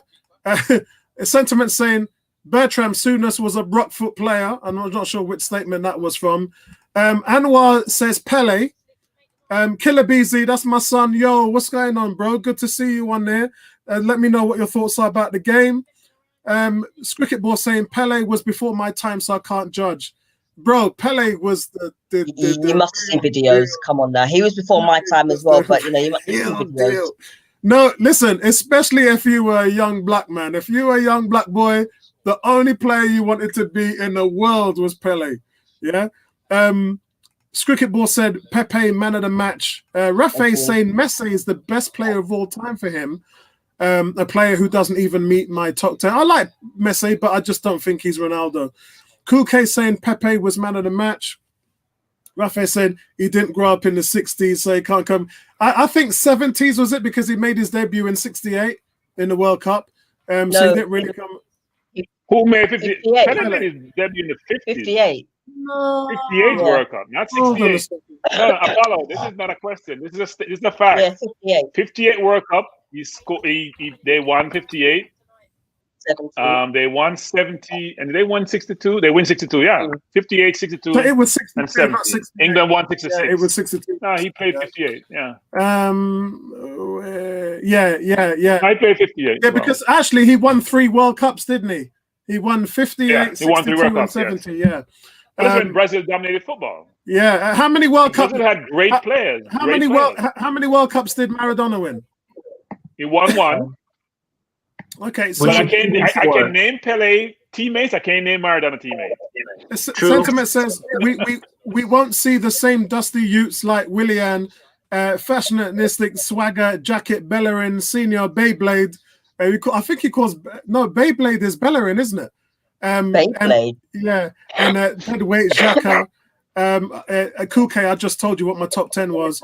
Kurt saying Pele is his best player, not Maradona because he cheated and because Pele was not a cokehead. So we're judging people based on their ability, not their. Yeah, well, again, you have to remember. You have to remember the ability to cheat, man. That's what it is. Yeah, but you have to remember when he was not on drugs, he had the ability to lead the team and win games on his own. And then started on his own. Let me say it again. As you're saying, Ebony, please remind Apollo, on his own, dominant footballer. He was. And ask England. England should remember this. So you say he cheated. He took the ball at half line, and what happened? He took the ball at the midfield, and what he did to all England defenders who were all swimming, all waving at him. Didn't even come close to touching him. He's one of the greatest players. I don't even think he's better than what do you call it? I don't even think Maradona is better than Cristiano Ronaldo. I think Ronaldo's the real deal, and that's why he's so up on my board as well. But it's down to your own personal taste, isn't it? Cool K said Lacazette should position himself right out. Oh, somebody was talking about what position should he play, and Cool K said he should position himself right out of the pub. Cricket Ball said I think Maradona suffered from depression late in his career. Hence, bro, he was on the drugs way before that. Oh yeah. He was on the drugs way Can you before imagine if he wasn't under drugs? Oh yeah. Could you imagine if he looked after his body the way Pele did? Exactly. Yeah. Exactly. Pele's the goat. Cricket Ball said Vardy is world class. Come up with the Do me a big goals. favour. Right, that's Yeah, left but field, laugh. brother. That's left. That's left I field. think Vardy is world class. Agreed. Oh. I think so too. I think Vardy's what, 34 years old? 33. Yep. 33? Yeah. Vardy's world class. No, he's not. Yeah, he is, A and he's an world all-round class. player. Okay, who's better, Ebony? Vardy or Aubameyang? Vardy. I would say Vardy, but this tag world class is very loosely spread, isn't it? It's like anyone who's he's exceptionally good. I mean, he's great, but not world class. Osman said, in my 25 years of watching football, I've never seen anybody better than Cristiano Ronaldo, including Messi. Well, he has been the best player for the last 2 decades. You're completely 100% correct there, in my opinion as well, bro. As you said, in your opinion, I think Messi's better than Ronaldo. Zico, no, he just misses out as well. I think I mentioned his name when I talked about all the other guys. Zico was an exceptional footballer. He is. Baresi, he misses out as well. Yes, I put Bergkamp. I'll give you my top 10. So let me give my top 10. My top 10 is Maradona, Pele, Messi, Ronaldo, Cruyff, Ronaldinho, Beckenbauer, Zidane, Eusebio, and Platini. And I have next to them Best, Zico, Garincha, and Maldini as potential in the top 10. Yeah, because my potentials were all outside there as well. It'd be interesting to see the African Guna, because you're from a different era as well. You never got to see Maradona play much, or Pele, Johan Cruyff, any of those guys, Eusebio. I have to say, in your era, who's the top 10 footballers of all time, in your opinion? Yeah, in no specific order, it would have to be Ronaldinho, Messi, Ronaldo. I'll put De Bruyne in there, to be honest. Henry, Bergkamp. How many do I have left? A couple left. Yeah, I had Zidane in mine. Zidane, Ronaldo, the Brazilian Ronaldo, and I would have to go. I forgot about Brazilian Ronaldo. That's a good shout, actually. He was exceptional. He was, but listen. When you talk about athlete, you have to take him out of the equation. He never took the game too seriously, man. He had injuries. He had injury problems. Yeah, because he was fat and he didn't train. He was overweight. Well, what's your name? The Tottenham manager says the best player he's ever seen play. Yeah, and Tottenham manager managed Ronaldo from the current managed the other Ronaldo and says better than him, basically. Yeah. Sorry, Lafkin, going to finish off. Yeah, I was gonna say those that come close. I would say as well for my generation, I would have to include Neymar in there, to be honest. And generational talents. I mean, Mbappe upcoming, Haaland. I mean, those are the type of players that will be in my near my top 10, because those are the players that I've been watching right from my age. So yeah. So you'll have to come back to me for my top 10, because there's just too many. Yeah, so I just want to make there's a lot of honorable mentions who we talked about as well. And as I said, I mean, no one's even mentioned Romario. I thought Romario was better than Ronaldo. No, come on, Apollo. Yeah, I thought he was better. I've seen them both play. I've seen Romario play in person, and he's a brilliant footballer. He's not better than Ronaldo. You guys are really underrating Ronaldo. Yeah, I think he was okay, but I'm not a big fan of his. Oh my God! The African Guna, if you can, watch videos on Johan Cruyff. I wish him, but I haven't seen him too much, so I feel like it's unfair of me to claim him. You know what I mean? Like, I've seen the videos and stuff, but I didn't watch him live on TV when he was playing. So. Yeah. He was how shall I say? He was the Bergkamp in the 70s. I mean, he wasn't a forward attacking midfielder. The skill, control, the pace, and the dribbling. He was a combination of Zidane, George Best, Bergkamp, all these players into one. He was the total footballer. He was just so graceful. He was one of the best players to never win the World Cup. He's football intelligence. And listen, this guy scored 400 goals in 700 appearances. he had like what was it? 3 European Cups, 10 league titles. You know, the fact that he was never able to win the World Cup or the Euros or anything like that. So Ronaldo has 247 in 343 top flight. That's a lot of goals. Yeah, and he had 83 in 127 for Real Madrid, 34 in 37 for Barcelona, 49 for 68 at Inter Milan. Those stats are ridiculous in an era and that's why he's in your football. And that's why football where you can't touch the opponent. Yeah, Bertram, that's why he's in your top 10. So congratulations. in mine. Can I give you a player that people tend to forget? Socrates. Socrates was a brilliant footballer. Yes, he was. The doctor was very good. And Ricky Villa, but not Ozzy Ardiles, Ricky Villa. Yeah, I mean he was, but as I said, there was just a plethora of players that we haven't mentioned, and as I said, Franco Puskas was just. Puskas was. Yes. Oh, and I did mention Alfredo Di Stefano, and none of you even mentioned him. No, we have Alfredo Di Stefano too. Just didn't mention him, but yes, but he's a little bit older. Paolo Maldini, Michel Platini was actually in my top 10. Gerd Muller, Roberto Baggio, Iniesta, Yashin, Bobby Charlton, Van Basten. I did mention Zico, Buffon's still playing. Franco Baresi, Lothar Matthäus. Look, there's a lot of guys. Rivaldo. There's a lot of guys that we haven't mentioned. Ibrahimovic. Roberto Carlos, Bobby Moore, Luis Figo. Now that's the one I'm really disappointed about. Kaká. There's a guys. There's a lot of players that we could mention. Let's get back to the comments here, guys. Sentiment saying, I think that keeping the goalkeeping coach has a lot to do with both Leno and Ruinson rushing out. Yeah. Also, the way we play, we force our keepers to be kind of the sweeper, right? So, I don't know if it's really just the goalkeeping coach. I'd rather the goalie be a proper goalie, because there's always a chance with us that if our goalie decides to play sweeper role, that ball is going to go in the back of the net. Yeah, but look at the weather first scream and cuss. So. Agreed, but look at Liverpool's and Man City's keepers; they do the same, right? Look at Alisson, the way we scored against him. I mean, it's kind of the modern game forces the goalkeeper to be an outfield player. Yeah. There's some good shouts coming. Some good shouts coming from you guys. Batistuta. Cafu, that's a good shout. Puskas scored 84 goals in 85 internationals. He was 514 goals in 529 matches. That's almost a goal a game. It's a goal a game. It's funny you mentioned that, because he was my 11th. And then Zico was my 12th. Those are the guys that just missed out.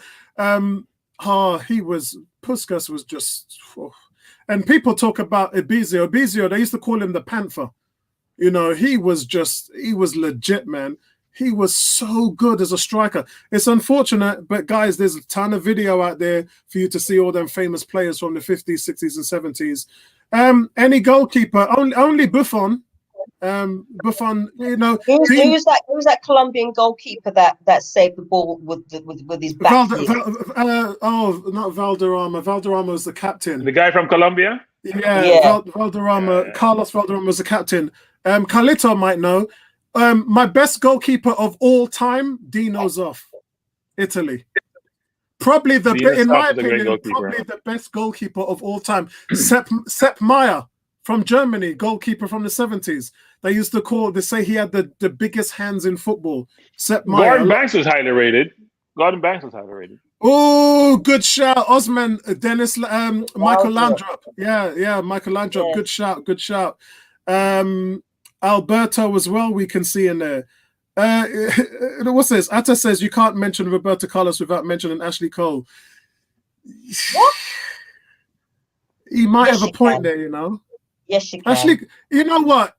Roberto Carlos scored goals. Ashley Cole didn't, so he had the edge. Both could defend. So yeah. Both could defend. So guys, let's just go through a quick player rating for today's game. Ebony, you want to go first on this one? Okay, Renarsson, give him a 5. There's a bit of Lenoism about him. Yes, he did make some saves, like old-fashioned saves by dropping to the ground. He didn't really have that great deal to do, to be honest, because we were, quite pressing, especially in the second half. But I just think that when he came out of his goal to play that sweeper role, that's a big no-no. And the Lenoism is in the sense that he should be picking up the ball and kicking it out rather than waiting for the ball to arrive at his feet. He can't play at his feet. Don't try and play at your feet, Renarsson, please. So I give him a 5. I'm sorry, I can't. That's absolute garbage, Ebony. The reason we bought him was because he's supposed to be one of the best keepers on his feet. So for the fact that you said that is like, it's totally wrong. Crap. I'm Well, sorry. I think he's. There's. Listen, have you seen? Have you seen Rubenson? Have you seen Rubenson's goal? Once? Did he give the ball away once? Every single pass of his was pretty good, and he was playing. But there was a Leno about it. There was a Lenoism about him in the sense that he nearly gave allowed players to actually come in and get the ball, and he did that on quite a few occasions today. He's so confident that he knows what he's doing is he's sucking in players to open up space for the defenders, and he has the talent, confidence, and skill to actually make the pass without it getting intercepted. No, I do like his distribution, but I didn't like when he came out there. That was very Leno-esque. But I do like his distribution over the games that I've seen him play. Go on, Ebony. Cedric, he didn't really appear for me. He didn't really appear into the game into the second half for me. When he did, he held his game well. I give him a 5. David Luiz, I thought, was our best defender. He does what David Luiz does. I give him a 7. Mustafi, didn't really see him much in the game apart from when he made that block. I don't think he had a bad game, but he didn't really have a great deal to do. I give him a 5. Maitland-Niles, he gave the ball away. Maybe he was having an off game. I give him a 5. Willock, I thought he was all right today. He 2 assists. Yeah, 2 assists. You can't knock that. He could have. I think he could have scored himself at one stage, but he made 2 assists. So you have to give him an 8. Xhaka, I forgot that he was playing. To be quite honest,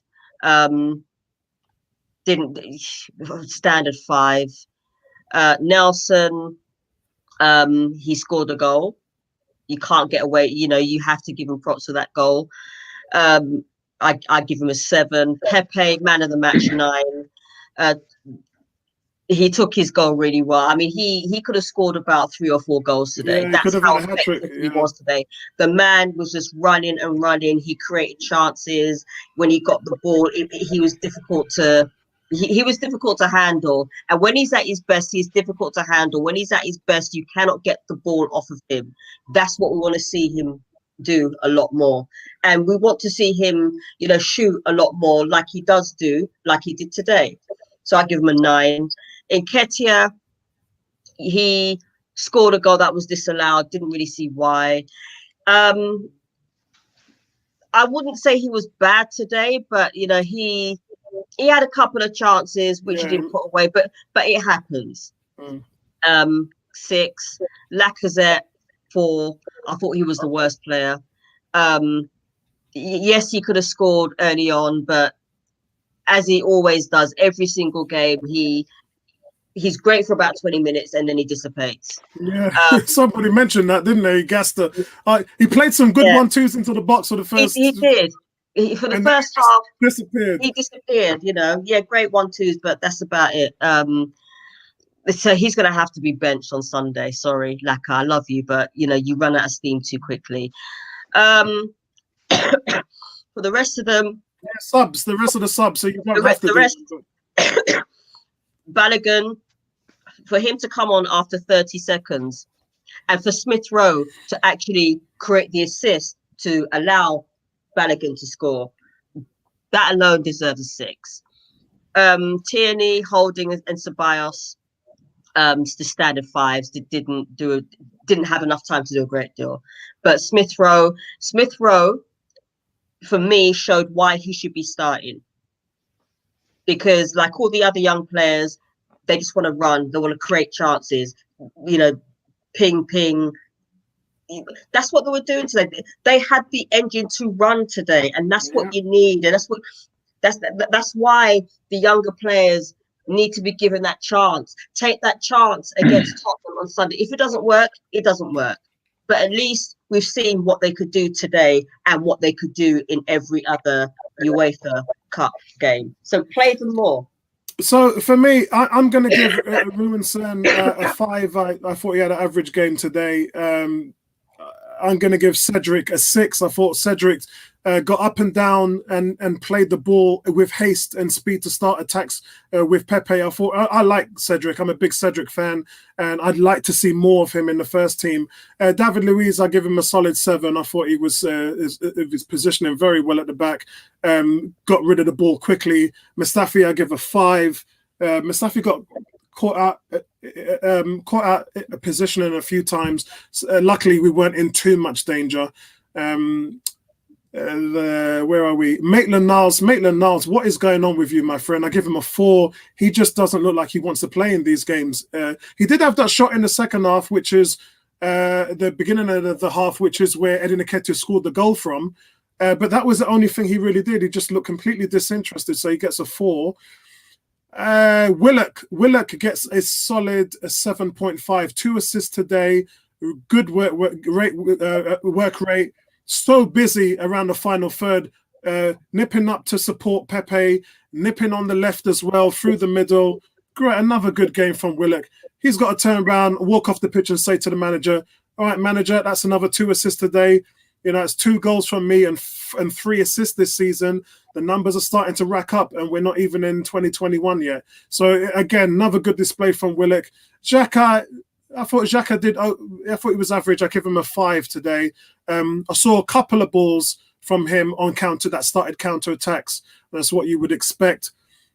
Reece Nelson, a solid 7 today. Nelson was just he attempted to pick up the slack and get the urgency. That's what we're not seeing in the first team.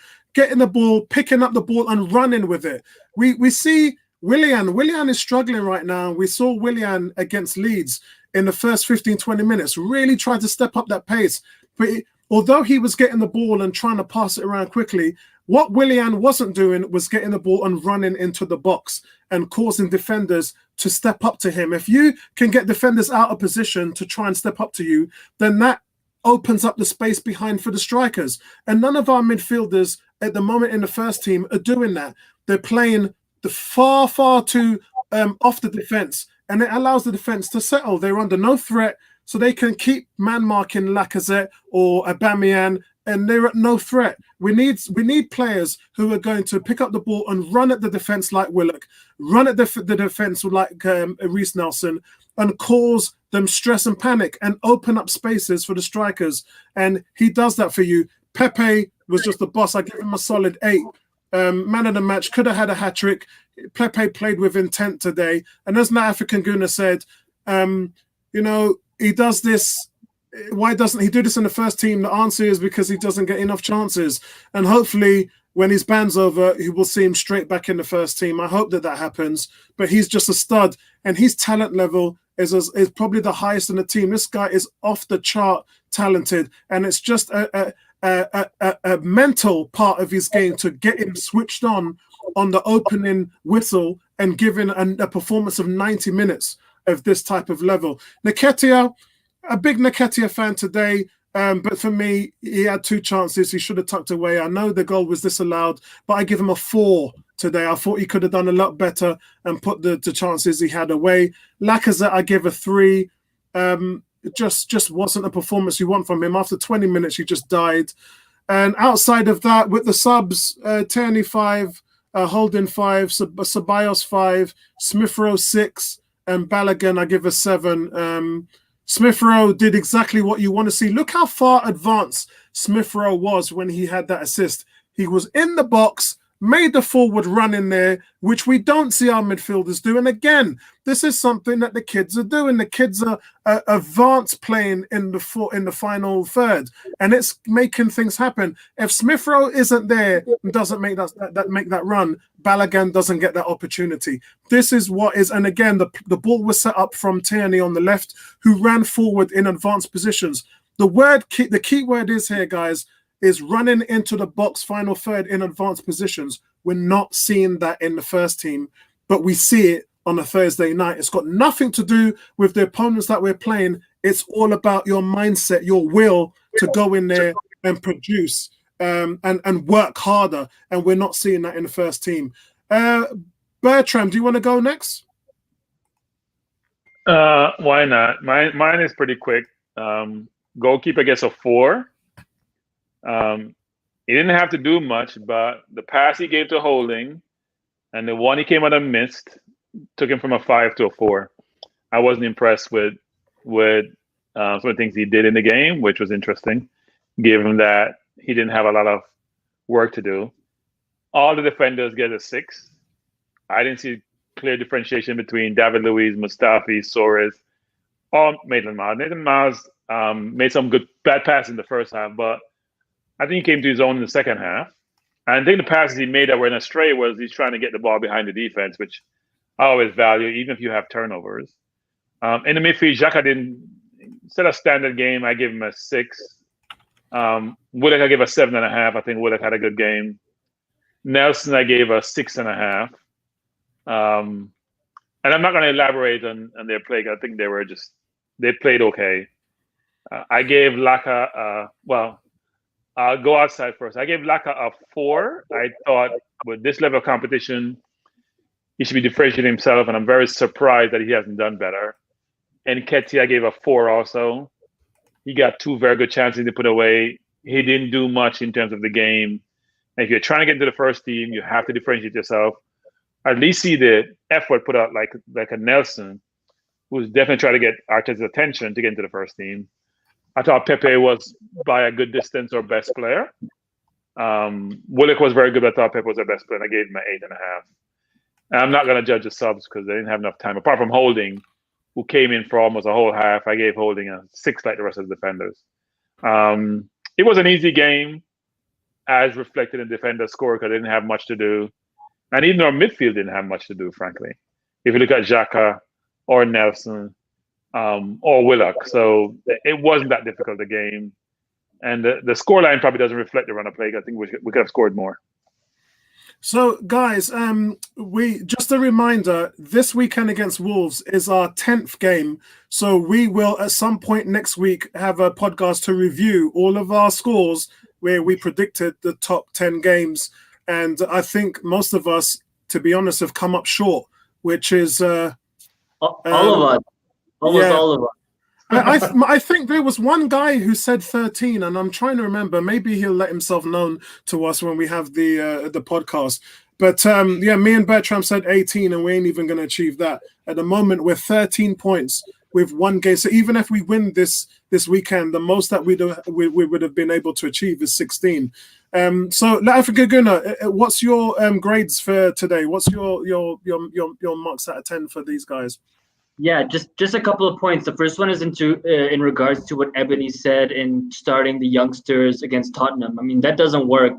You know, you shouldn't be starting these kids. It's a different level of opposition. It's a different level of game. I think, yes, totally bring them on in the 65th, 70th minute, but don't start them. I mean, unless you really have to, right? So, I mean, for me, Runnerson, I'm giving him a 7.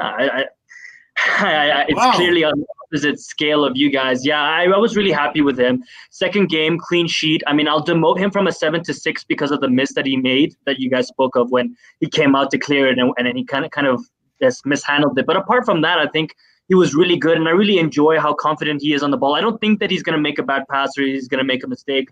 You know, even the way he spreads the ball. I mean, he's chipping the ball to the left back, the right back, things that Leno can't do. And every time that Leno goes long, it goes straight to the opposition or it goes out of bounds. And it doesn't happen with this guy. So I'm going to give him a 6. I think he had a really good game, and I'm happy with him, and I want to see him maybe get more chances.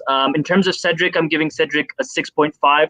really today I saw the difference between Cedric and Bellerin. I mean, he's strong. Cedric comes in and he knocks you out, and he knocks the ball out with you. And Bellerin he's just technically gifted. He's a more intelligent player, and he's technically more gifted than Bellerin. So technically more gifted, and he's physically stronger. He has both over Bellerin, and you could see that Pepe was getting much more joy because Cedric was willingly overlapping him consistently, which was good to see. And Cedric hasn't even gone into the squad for the Premier League, so there's something seriously wrong there. I think at some point he needs to be given even a chance on the bench, right? So let's see what happens with that in the future. I think David Luiz had, I say, a 6. I mean, I think it was a standard game. He didn't do anything wrong. He was quite solid. I think the guy who headed him in the head, I think that should have been a yellow card. That's dangerous play, right? Because David Luiz got the ball, and then the guy came in and just basically headbutted David Luiz. So 6, I think, was a standard game from him. Mustafi, I'm giving him a 5. To be honest, he didn't really get much of the ball, to be honest. He wasn't really involved until he got the captain's armband, which, by the way, I totally disproved. I really wanted Tierney to get it, and I thought Tierney was going to get it.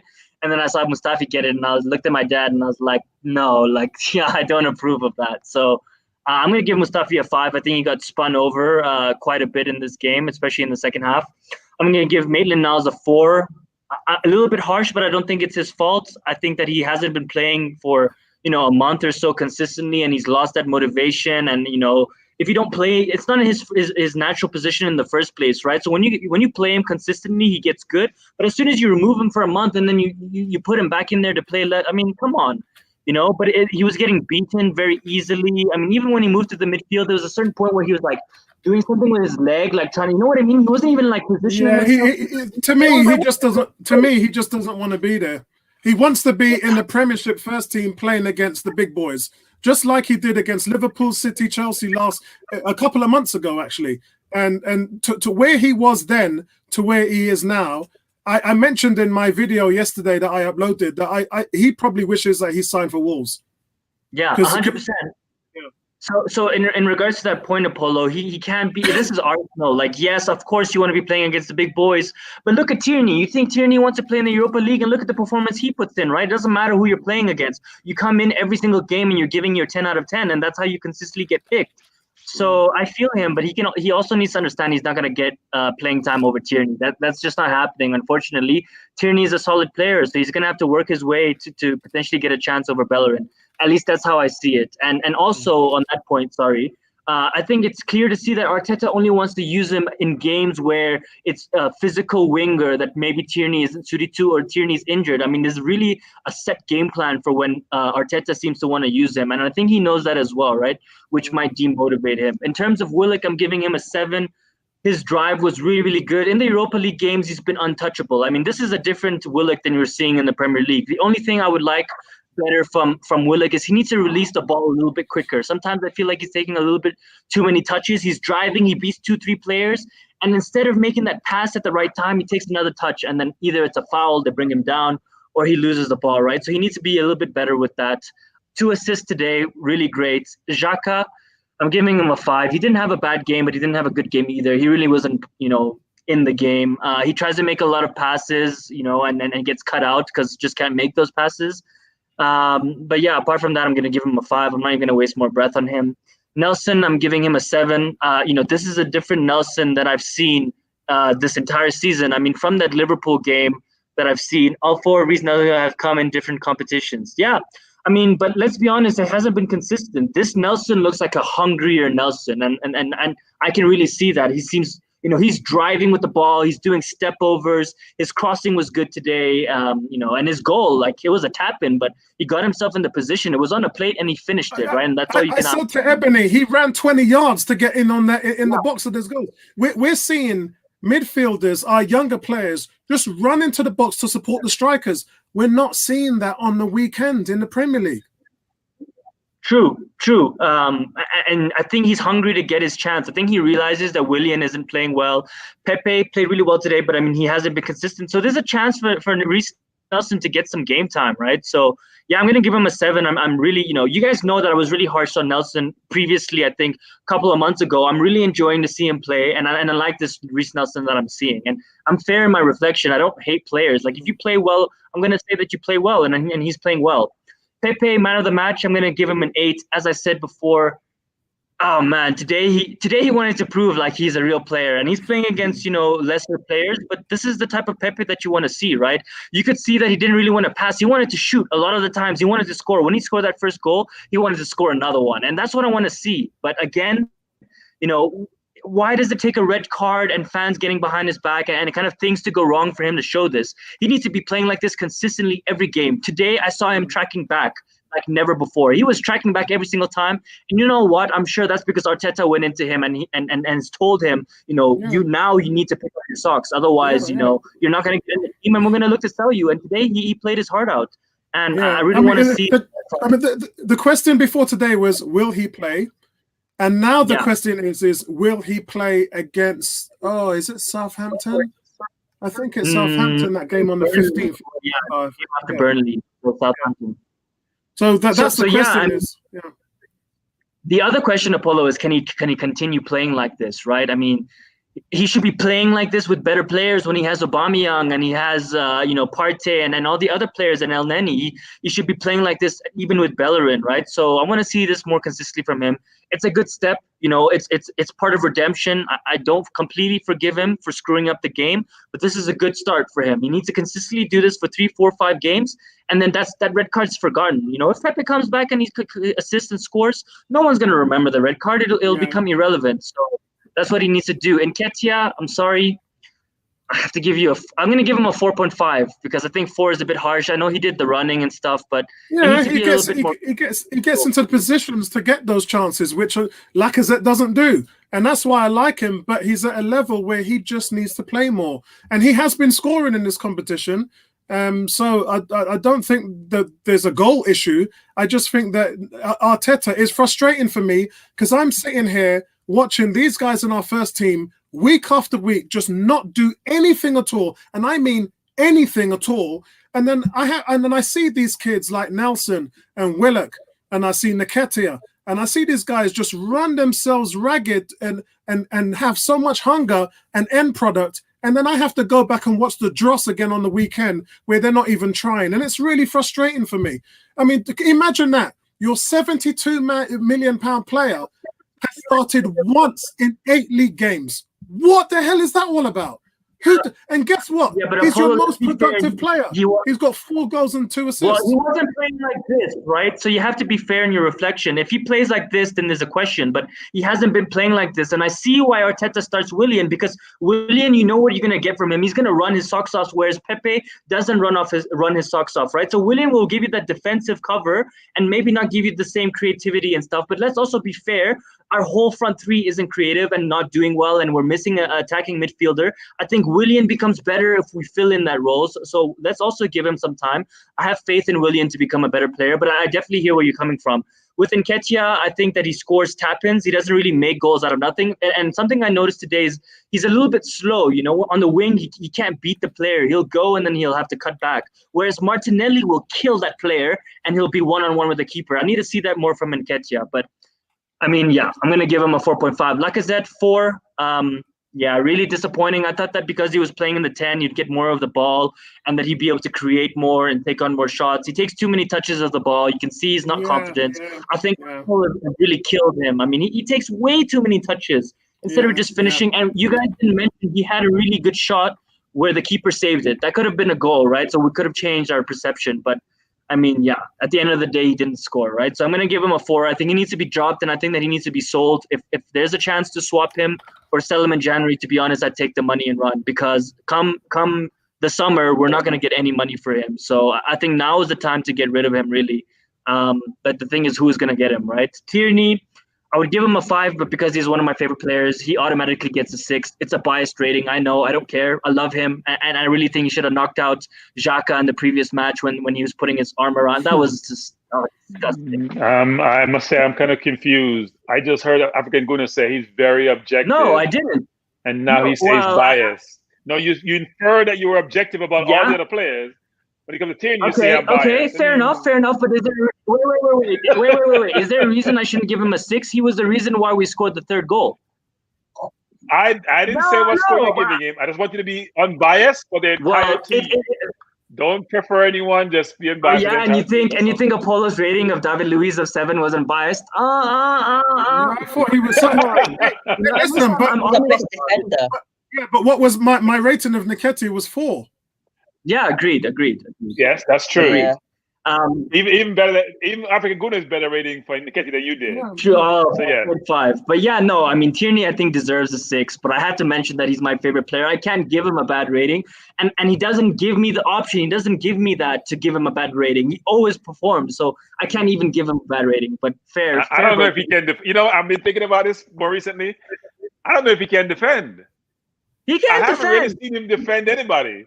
That's He good. gets into position, right? He hasn't been challenged, I'll agree, but he at least gets in front of the man, right? He doesn't get beat very easily, and if he gets beat, he gets back into position to cover. No. When he comes up against the very good forwards, I don't really see him in the game. Yeah, that's why I used to put Maitland Niles out there, because Maitland could handle the Traores of the world, or the Marquez, the Mahrez of the world. I'll put this to you. If Kolasinac or Ainsley Maitland-Niles is in that position, there's no way we're scoring that third goal. That third goal isn't happening. That third goal is happening with Tierney, and most of our creative play and attacking play is coming from Tierney, right? So, I don't know. I see where you're coming from, but I just love him. I think he can do everything. So I think one thing you have to remember, to be decent, they more use him as a wing back than they do as a left back, and he's got to get up and down the field and have a balanced game, and he's got a balanced game, and that balanced game means defensively he does play the overlap very, very well, but when he comes up against speed, unfortunately, he gets exposed, and that's just the truth. If you've got Bellerin, let's be fair. I mean, it's very rare he gets exposed, maybe once or twice a game, whereas Bellerin is getting roasted like 6, 7, 8 times a game, right? Yeah. So, I think the thing with Bellerin is has got such superior more speed than Tierney that Bellerin can recover like a cornerback. And he has the ability. He's got very loose hips, Bellerin, and he can turn on a dime and switch his. So he's got good recovery speed. That's the one thing Tierney doesn't have. Tierney has had to learn to defend with angles, and that's what made Monreal was the best at it. Monreal would sit 1 or 2 steps away from you and cut out your running lane so that you couldn't get the jump on him. And that's because he was a wily old fox. He would also be physical with you. He'd get a shoulder on you as well. Monreal would let you know that he was there. And he was just a tough nut. Tierney's got some of that in his game, but he's still working on his angles. He's only 22. Tierney's a good player, but let's not make him out. But to me, he's not a very good defender, one-on-one. I watched him last year. When I watched him against City, the Liverpools, he doesn't have good games against any of those good teams. Never does. Man, but listen, Bertram, we're also a shitty team, man. So he's getting exposed. Like, you know what I mean? But African Guna, one thing you always learn about players is this. So players like a Partey, for example, no matter who they play against, no matter what their teams around him is, you can see the ability come out, right? And Tierney's a young player. We don't want to knock him, but I'm just saying he's not. You treat him as if he's arrived and he's ready-made, and I don't think he is yet. He is. Okay. Let's do this. The next 2 games is against Wolves and Tottenham. I'm putting my reputation on the line. Let's see how he does in those 2 games, and we'll come back to this conversation. They did not go up against Traore, because we know it's going to turn out. But nobody does well apart from Maitland Niles against Traore anyway. Listen, sentiment. I remember being at London Coney on the day that they had the race and Bellerin matched Theo Walcott for pace, and I couldn't believe when that came out. I was absolutely both of those shocked. Players have had ACL injury and nothing near that pace anymore. Yeah, I agree. I agree. Player anymore, unfortunately. Yeah. But yeah, Holding, I'm gonna give a 5 or 6. I mean, the one thing you can see, he's trying to carry out the ball like he's Gabriel. I was like, who is this guy think he is? Yeah, right? James B said that they're really working hard on Holding's passing. What it is, the African Goon, is the conversation that they had. Remember, he's supported by SEM Group, one of the guys that I supply as well, and the agents.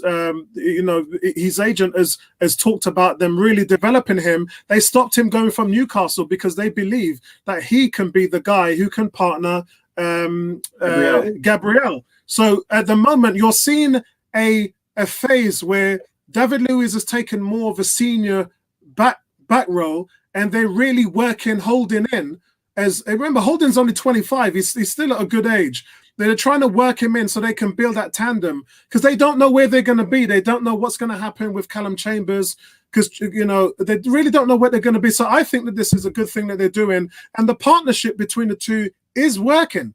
They are building up a tandem, Gabriel and Holding. So we'll see what happens. I don't personally agree with that. A couple of points. The first one is if he makes a mistake and he loses the ball there, right, we're finished, right? That ball is over the top and Gabriel is left there to try and make a last-ditch tackle. That could be a penalty, red card. We're putting ourselves in a bad position. We don't need to be doing that, right? But, I mean, yes, he needs to improve on it. It's good to see it once in a while, but he needs to be really, really calculated, and he can't make a mistake there, right? That's kind of the, last man play, right?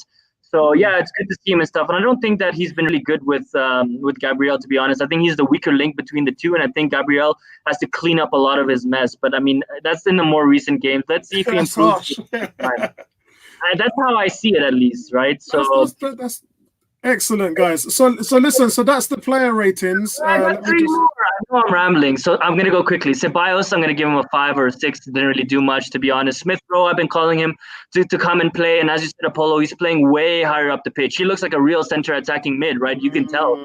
Just seeing his position in the pitch of where he's playing. He needs to get more minutes.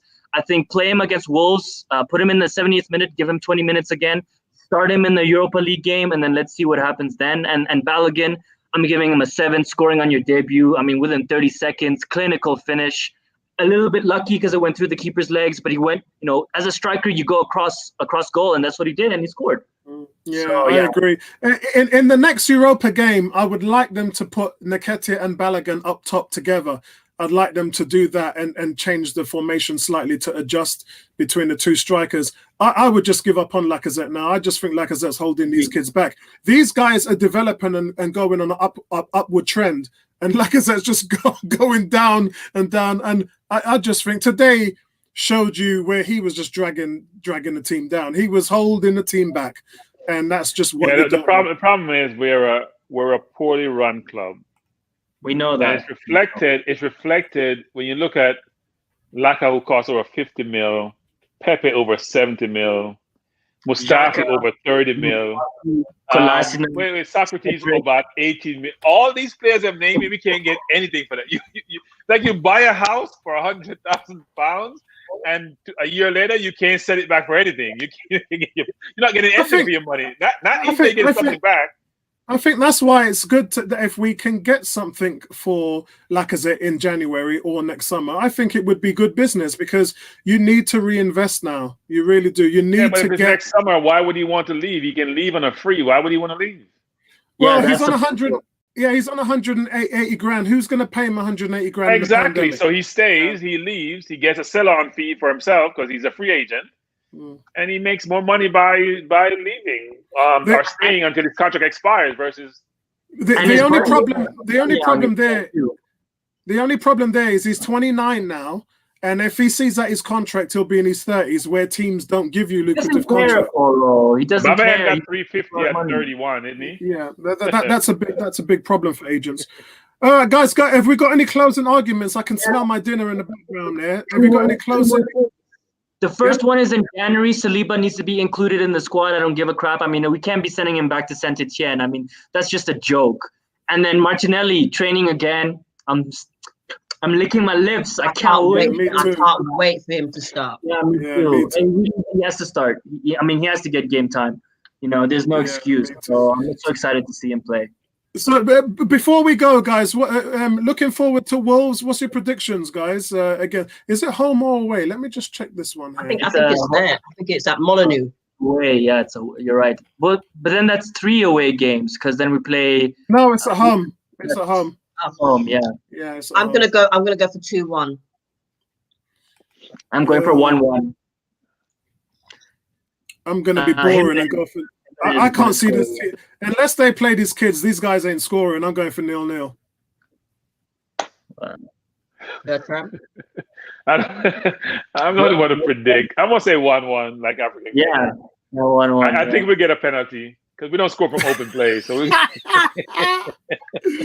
Oh God, guys, can you believe that this is us right now? We cannot score for love or money. We can't buy a goal. Listen, No, I'm just none of being it can't score. optimistic right We now. can't make chances much as to score. So Yeah. unless it's going to be a worldie or something, we're not scoring. Yeah, I mean, we've seen a few chances there, Bertrand. We just haven't Yeah, but converted them. the chances are one-off. Yeah. And in one-off situation, it may or may not occur. You need to create multiple chances. Yeah. 3, 4, 5, 6 good chances, not just half chance, but real chances.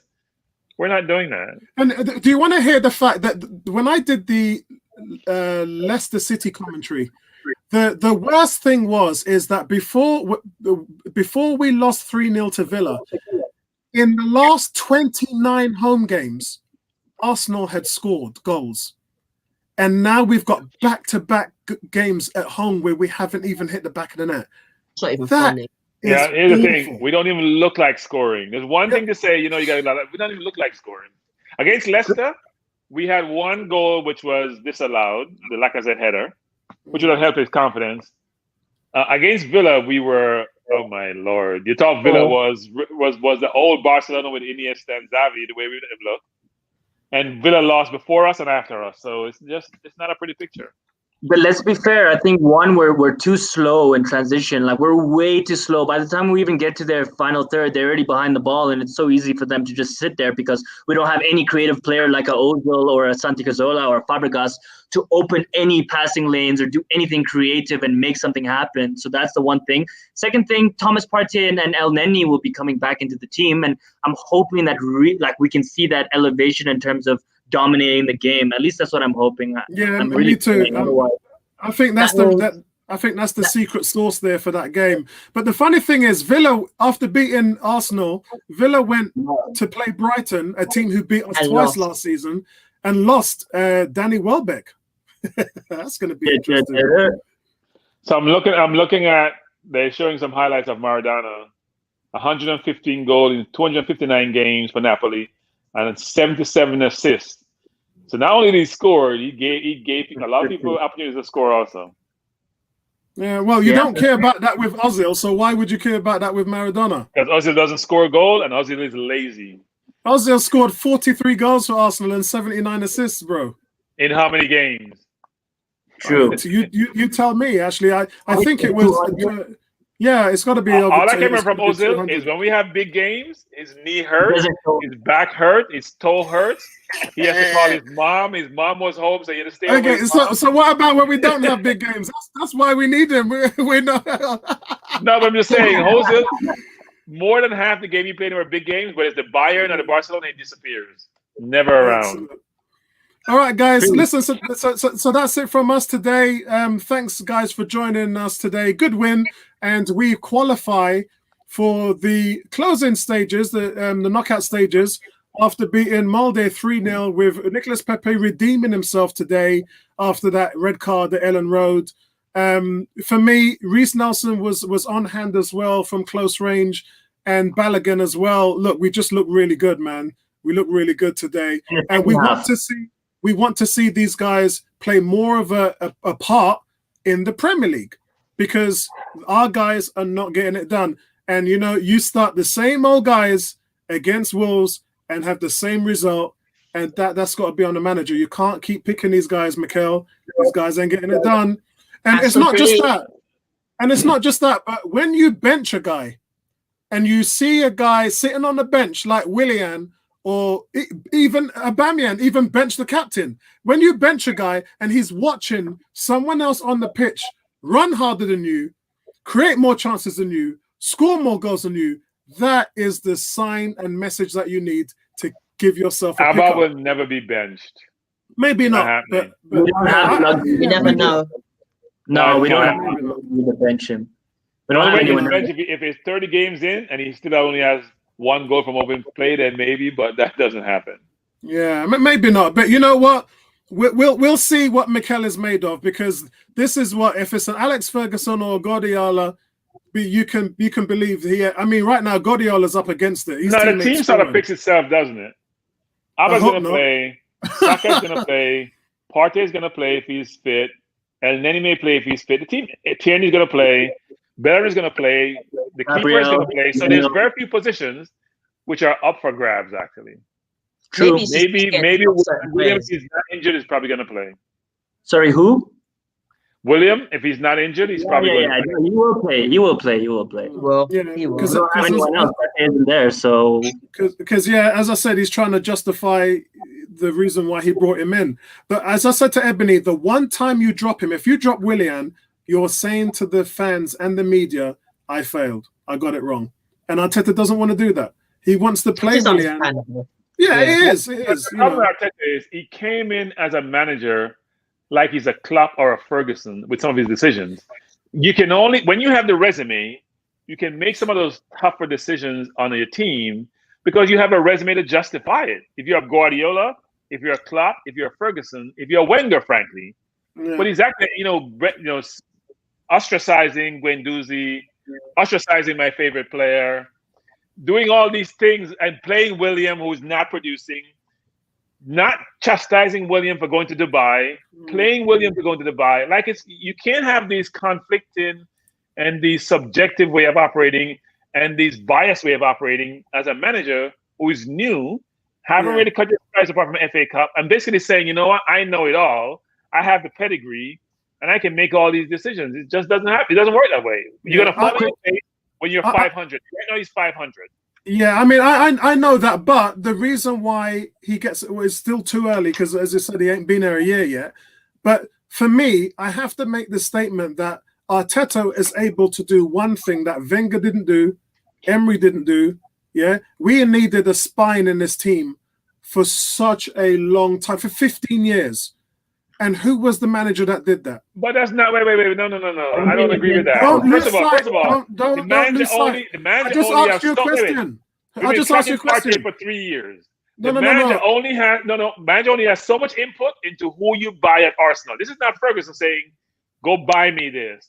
Right? We're talking about Arsene Wenger. What are you talking about? Yeah, but Unai Emery wanted Zaha and Thomas Partey. You're on mute, Bertram. So that would have been our spine if he actually got the players he wanted. Bertram, you're on mute. Well, I don't see a spine on Zaha. Everyone is Zaha and Partey. He didn't get what he wanted. You can't say Arteta did all these things when he got what he wanted. He has Edu. He has more power because we have failed for the last 4 years to make Champions League. So, of course, Arteta is going to have more power. Emery didn't have any power. Let's just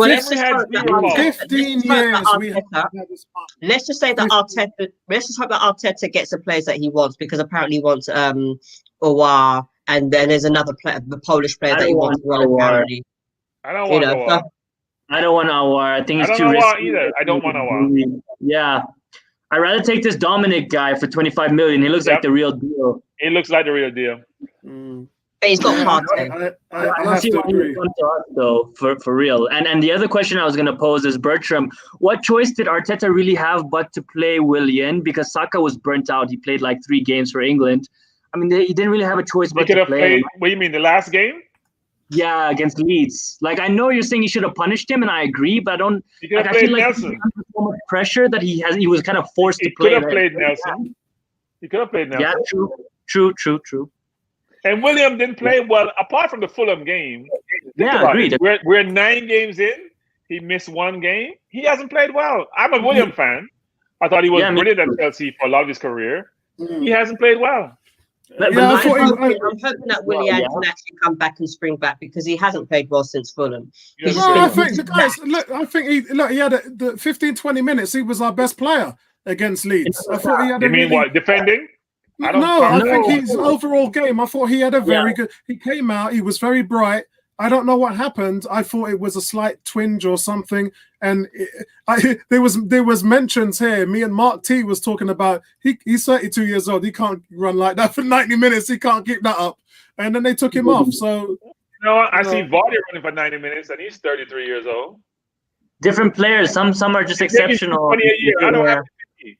It's like people saying, "Well, Saka is so young." You know what? Saka gets paid. He's on the field. You got to produce. Or else go to the under 23. I don't have sympathy for anyone who's playing because you're good enough to play. And Saka, you also need to hit the back of the net. Yeah. He doesn't score enough. He's a very good player.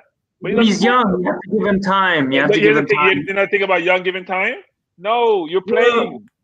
Yeah, like in Tetia, We don't have time to give you. We don't have time. Yeah, but we don't have money to go buy ready-made players, which is why we let these young players come in. Right? African Guna, you know why I'm laughing? It was because one of the guys on the panel, one of the guys in the chat room made a comment to Bertram saying that Bertram doesn't suffer any fools. Yeah? And then Bertram said, no, I'm not like that. And listen to what he just said. You're hard, man. Anything I like about Tierney. I got eyes on you. All right, guys, I'm gonna go and eat my dinner now and check on my lovely wife and enjoy the rest of the evening with my family. Okay, let me go work on my physical dimensions. Let me go to the gym. So, guys, listen, I'll see you tomorrow. Smile on my face with goals. Listen, if we beat Wolves, I'll be really happy with that because right now I'm getting to the point where I don't expect anything from this team. So I really hope we can get a result at home. I really do. We will. Believe. All right, guys. Listen, that's it from us. Peace, man. Right back at you guys. We're back tomorrow with the Premiership show at 10, and then we'll be talking about that the joke of a result from last week. Oh my God! But there's a lot of other exciting games that we're going to talk about in the Premier League that happened last week. So we'll see you then at 10. Nice one, guys. Thanks for joining.